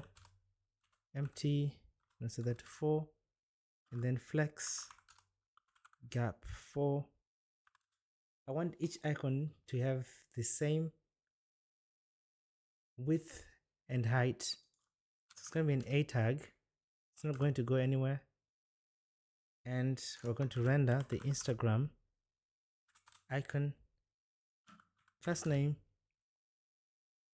I'm just going to say bg2, and then I'm going to set width and height to 3 RAM. and I'm going to set the text to 2XL like that, and we can do rounded full. Okay, and then let's do display flex, and then let's do item center. Actually, instead of rounded full, we need to rounded LG. Let's do LG. Item center, and I'm just going to give it a border too. So I want the border to be 2 pixels, and then the border color number 2, border color 2. Save. So that's the icon here. So display flex, item center. We need to justify this to center as well. Justify center. So this icon centered now. So we need 4 more icons here. Okay, so the rest of the icons, we have Facebook, LinkedIn, Messenger, and Twitter. Okay, I'll just paste in the rest of the icons. So, and then let's just import these icons here. Facebook, import Facebook icon, LinkedIn, import LinkedIn, and then Messenger, import that, and then X, and then we import the X icon. Sweet. So now, as you can see, now we have those icons, but it seems like the border is missing on all of them. I think I know why. It's because of the wrong naming of the variable border. Okay.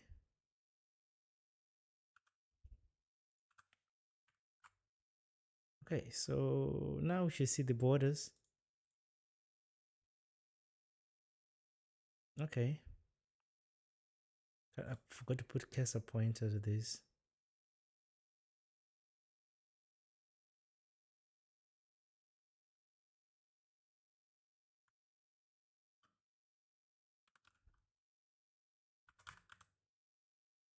Cursor pointer, something like that. Okay. Cursor pointer, why is it not working?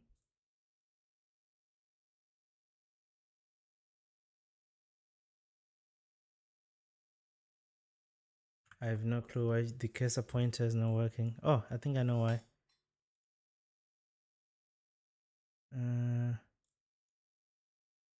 It's because of the Z index. The Z index. Okay, so we need to set the Z index of this content somewhere.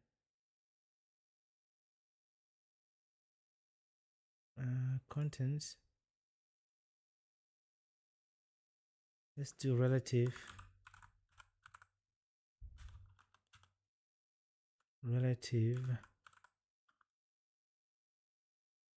And let's do Z50, something like that. So the content is on top. Now, as you can see now, it's working as it should. Okay. Perfecto. So now let's do this side here.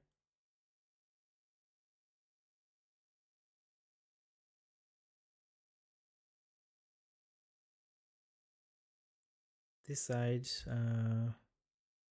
let's collapse this. Oops, wrong one.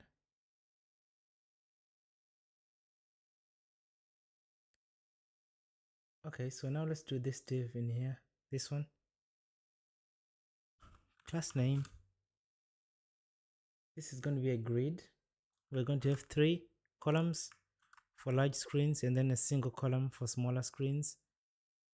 Okay, so for mid screens, like mid size, which is the minimum 768, 2 columns, and then for bigger screens we're going to have 3 columns, and then for smaller screens 1 column, like so.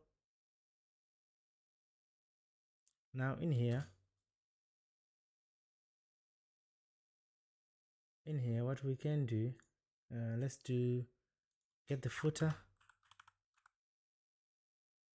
navlinks.map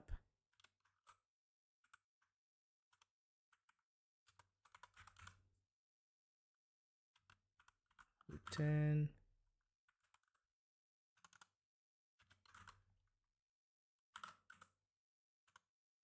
a div like so. So the key is the index, and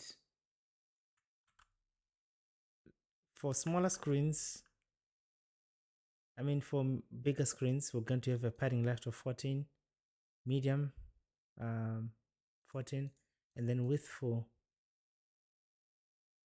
Okay, and let's do an H2 here, and then we're going to display the title of each. It's actually navlink of each navlink section.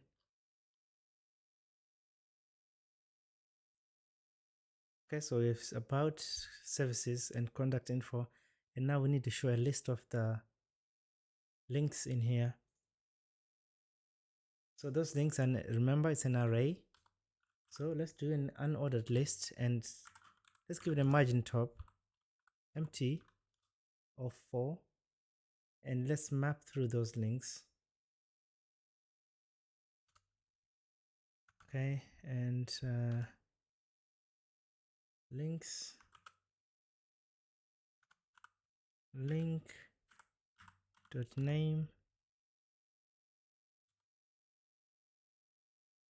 and then we close.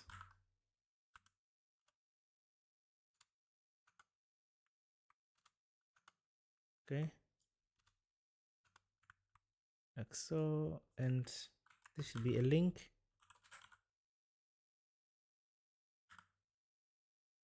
Coming from next link.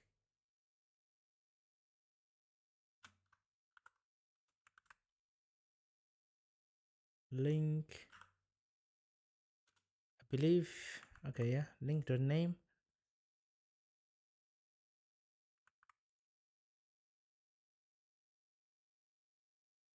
All right, so there's our links here. We could have put we can put like an actual link, but these are just placeholder items here. Okay, so let's type these links. Let's do class name. It's actually .url.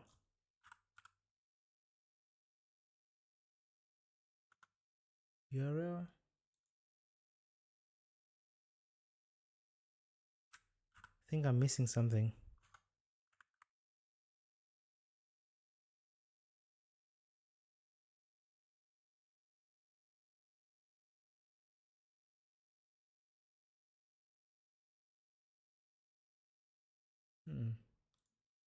So link, let me see, nav links.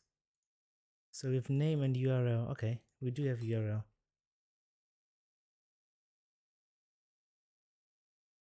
.url. I don't know why it's not showing. Does not exist. Nav links. Okay, so links dot map link. There's a URL here.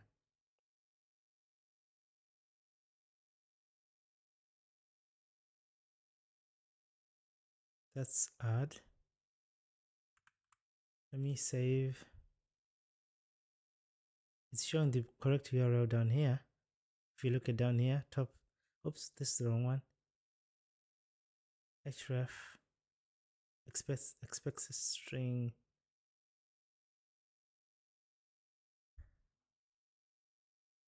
Okay, let's see what's link. Let's see what we have in the link.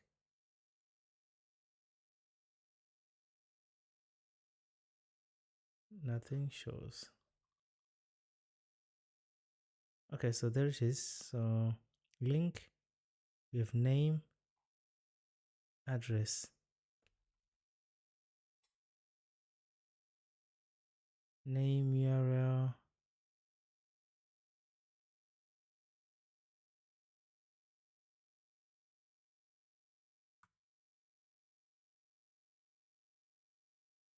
Okay, so some of them, they don't have the URLs.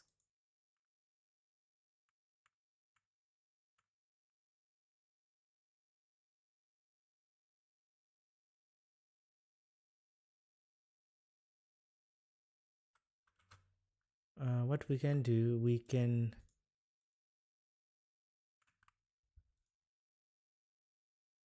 specs a string. Okay, let's do name for now. We'll fix this later. Okay, now let's refresh.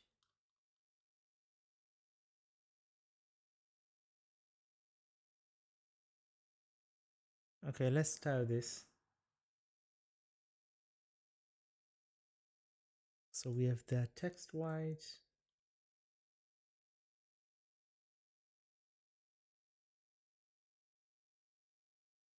li text lg,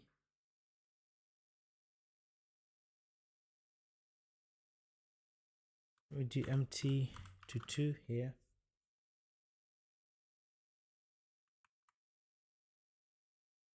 Okay, so something like that. Empty 2. It shouldn't be text lg.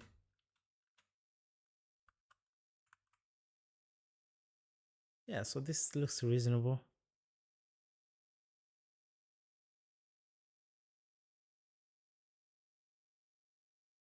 Okay, let's do this bit here.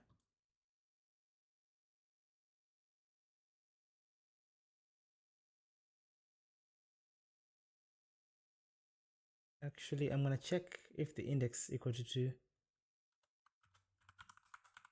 Index equal to 2.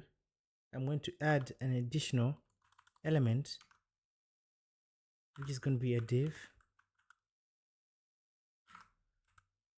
Okay, so it should be a form. Actually, form, and then it should have a class name and a width of 4.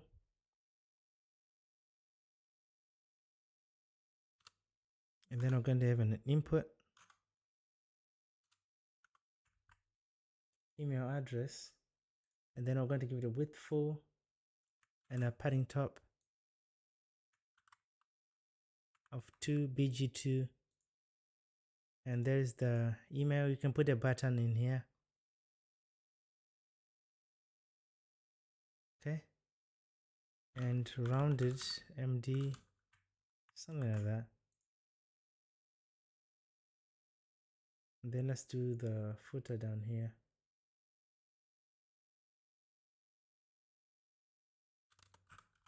Div, and then I'm going to put a margin top of 14 and then border top of 2 pixels. For medium screen, margin left, I'm gonna set that to 14. Okay, and let's save. And then I'm just going to add a p tag in here. And then I'm just going to put a copyright text, and then I'm going to use a copy HTML entity to put the copyright. Save, copy here. Okay, and let's do, let me put the name of the channel. Okay, like that. Cursor to pointer, you can put a link. So you can put a link in here. Okay, so all rights reserved, like that. So let's inspect. Let's see if it's working for smaller screens. Okay, nice. It's working. Make sure to add a button here. That's your homework. Adding a button on that input. Okay, so now let's click the portfolio item. Click. It's working, and the footer is also responsive down here. There seems to be an issue with this padding down here. Let's see what that is. Okay, PY5RAM. Let's see down here. Okay, so it's this component. Okay, so now we are going to fix some bugs that we had last time. So when I go to a smaller screen, let me refresh this page. When I go to a smaller screen, look at these lines. They're no longer aligned at the top, so we want them to be at the top here. So let's fix that. Let's go to the hero section. So here we're doing position absolute and then top 0. I'm going to say top 0 is going to start from the medium size screen, and then by default we're going to implement top to be around minus 120 pixels. You can mess around with these values here, and then let's save. So as you can see now, the lines are at the top here now. Okay, so that bug is gone. And the other thing that we want to fix is the scrolling text. As you can see now, it's cutting in here, so we need to add a line height. So to do that, let's go to the page and look for the scrolling text, and I'm just going to give it a class scrolling text. For some reason it doesn't tell when CSS class is not working to add the line height. Let's go to the global, and somewhere, I don't know, down here, let's just add a line height of 1.5 like that. Okay, let's save. Okay, so now the line height seems to be, I think it's way bigger. So let's do 1.23. Let's try that. Still bigger. I think 1.2 will do. Let's see. Yes, 1.2 will do. So let's leave it to 1.2. I think that's it. Let's publish this. Fix line height. And what else are we fixing? We are also fixing the lines. Okay, and let's commit these changes. All right, I guess now it's time to deploy our website. So by the way, before we do anything, make sure you don't have any changes in here. If you do have any changes, make sure you push your latest changes to GitHub. Okay, so I don't have any changes. Let's go to Google and we're going to search for Vercel. You can use Netlify to deploy, but in this video, we're going to be using Vercel. So the process of deploying for Vercel and Netlify is quite similar. So here we're just going to click on add new and then new project. And also make sure your GitHub is connected to your Vercel account. And then the project that we're looking for is this one, Portfolio Agency. And let's hit import. And you can name this whatever you want, this domain. I'm just going to just say Portfolio Agency. I'll just leave it as it is. And we're going to I'm just going to say YT for YouTube. And let's hit deploy. Okay, so this is going to take like a minute. Okay, so now we have finished deploying our website, so hopefully everything should work. So now just click on the website to test it out. Perfect, so our website works. Okay, so now the next thing that's left to do is we're going to implement a cookie consent banner using a tool called CookieBot. Okay, so now let's implement a cookie consent banner to our website using CookieBot.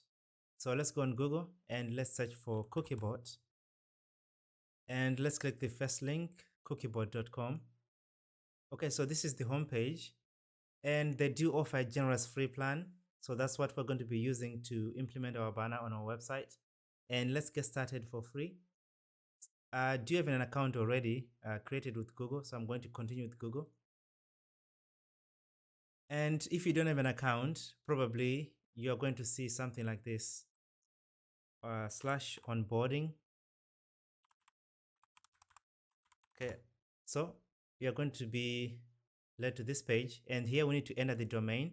So let's copy our domain URL that we have deployed, and we're going to paste it in here in the domain, and we're going to hit next. Before we hit next, we can pick a preset for a specific legislation. So in this case, we're going to be using the GDPR legislation. Select that, and we're going to hit next. Okay, so once you hit next, you're going to see this page, which allows us to customize how the banner is going to look like. So you can choose either to be a dialog or a bar at the bottom of the website. I prefer to use a dialog, and we can change the design. We can also add our logo here. I can select logo.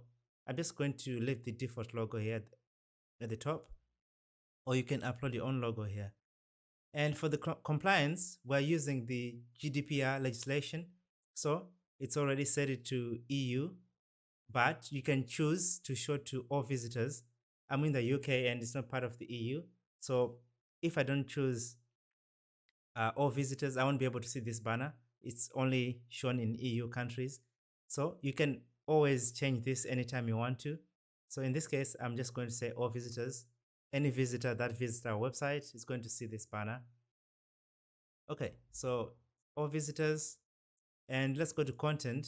So since we're using the GDPR preset, I would recommend not changing anything here in the content, but you're welcome to do so. Even these buttons, you can change how they look and the text in the button. So I'm just going to leave as it is. And then for privacy, so this is the icon. So once the user have accepted some options from the banner or not accepted anything, the user can click this icon and change the consent. You can choose to keep this icon after the user has selected the consent, or you can disable this. I'm just going to keep it. If the user wants to change, they can change anytime the consent. And you can also adjust the padding of where you want this button to be located on the screen.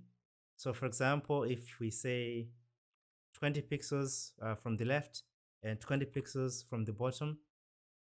Okay, we can also change the theme to dark, depending on what theme you want to go for. You can also put your own custom colors here, depending on your branding.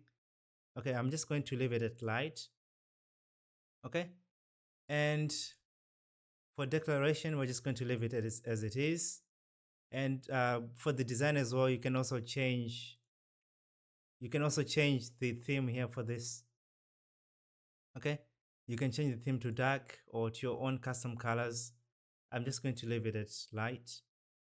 And that's pretty much it for setting this up. Let's hit next. Okay, so now we need to implement this using Google Tag Manager. We're going to be using Google Tag Manager to add our banner to our website. Okay, so for that, let's click finish. Okay, and so to add this to our website, we need to use Google Tag Manager.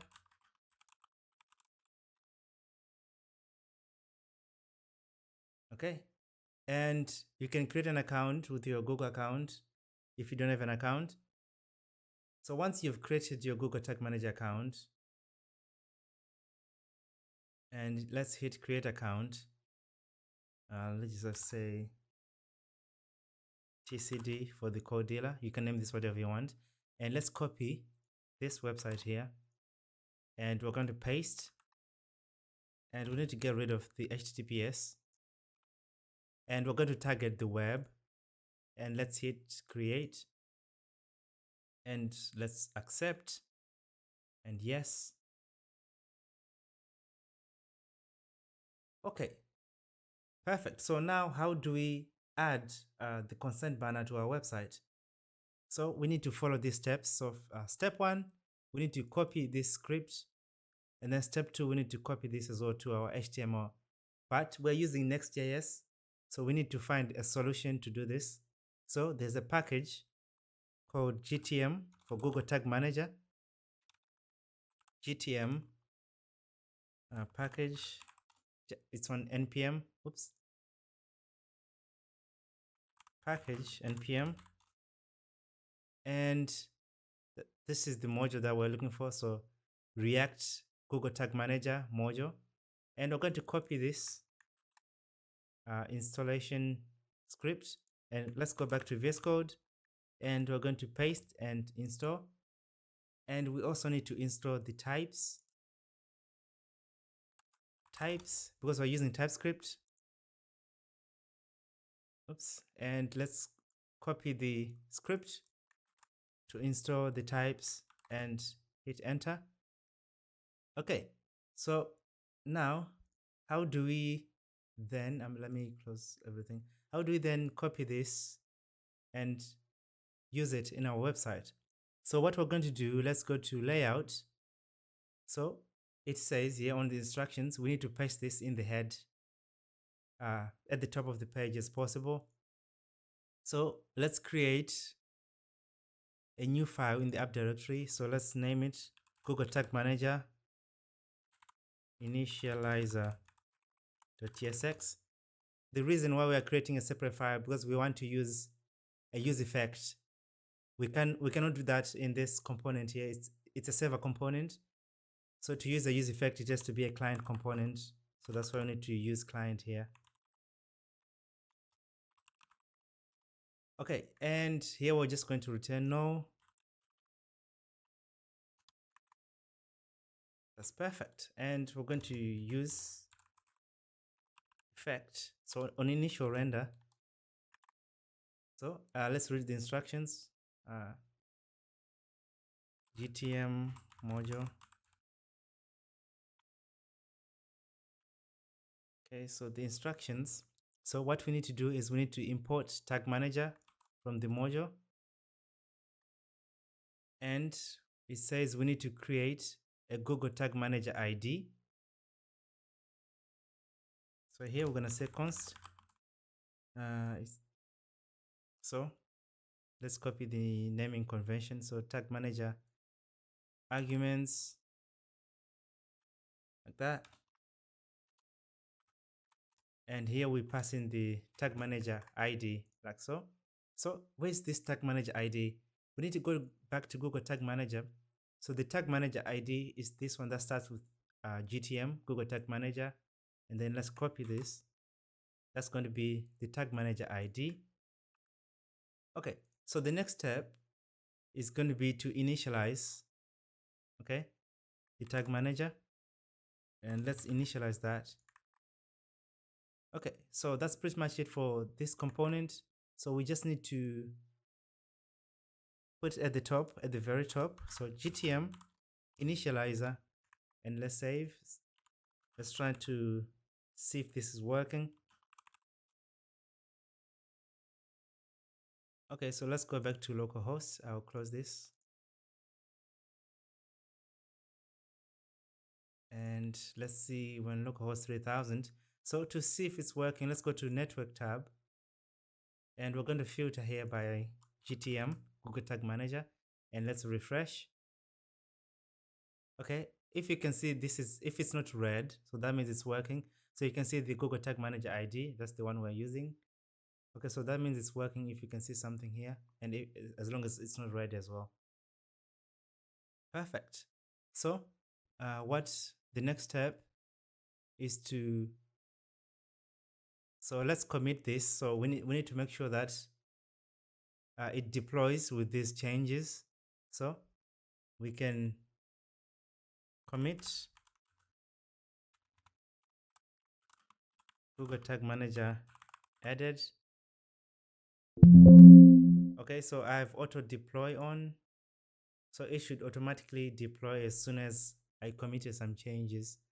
So if I go back to Vercel, you will be able to see it's building the latest changes and it's going to redeploy. Let's wait for the redeployment.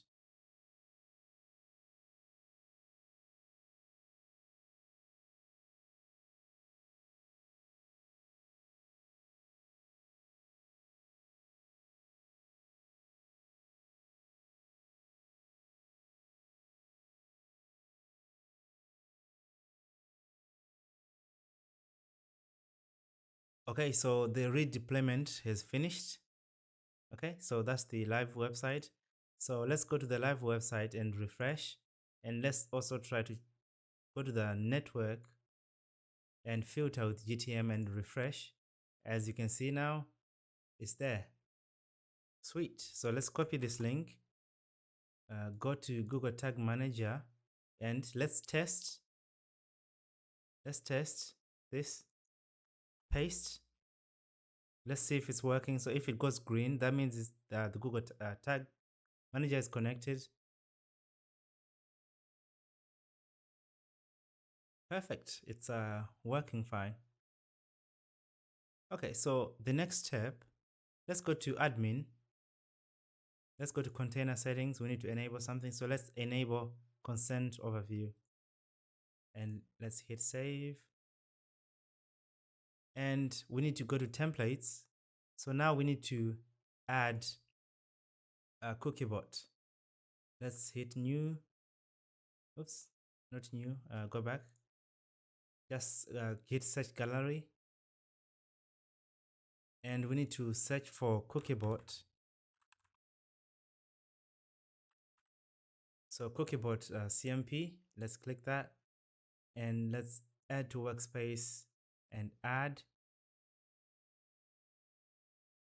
Okay, so for us to add a cookie consent banner, we need to create a tag. So create a tag and we're going to search for cookiebot CMP, click that. And here it says we need a cookiebot ID. Okay, so to get this cookiebot ID, we need to go back to the dashboard. If we go to implementation, so the ID is this ID here. It's the same as this domain group ID. So copy domain group ID. That's how we're going to connect. So paste. And we can name this cookiebot. And we're going to go on triggering. So when do we want this to trigger? So before all of the scripts of the pages have loaded, that's when we want to trigger the cookie consent banner. Okay, now let's click save. Okay, so the next step, let's click the consent overview and it says consent not configured. So let's click that. And let's hit no additional consent required. Okay, now it should say consent configured. So now we need to test this. So make sure you don't have any ad blocker that is installed. So temporarily disable your ad blocker because it's going to block the scripts, so it won't work. So now we need to hit preview to see if it's working, if our consent banner is showing. So let's paste in our link in here. So copy the link. And remember, make sure you don't have any ad blocker or any extension that is blocking the scripts. Oops. Here we paste in the link. Oh, seems like I didn't copy the full link. And let's paste and let's hit connect. Okay, so as you can see now, we have the consent banner. It's working. Let's try to go back to here. Let's hit continue. So as you can see, tags fired. So the cookiebot tag is fired and it's working, but we have not given any consent yet. Okay, so let's try to give consent. Seems like I lost it. Okay, so now let's try to allow everything. As you can see now, the icon is showing at the bottom here. When I click, we can change the consent, and also you can add your logo here. As you can see, there's a logo here at the top. Okay, you can still change your consent. So here, cookie consent. When I go to consent, as you can see, the consent is granted, consent granted, because we've allowed everything. And if I try to change the consent again, change consent, so we can select certain fields, allow, oops, wrong one, change consent, and then we can allow selection.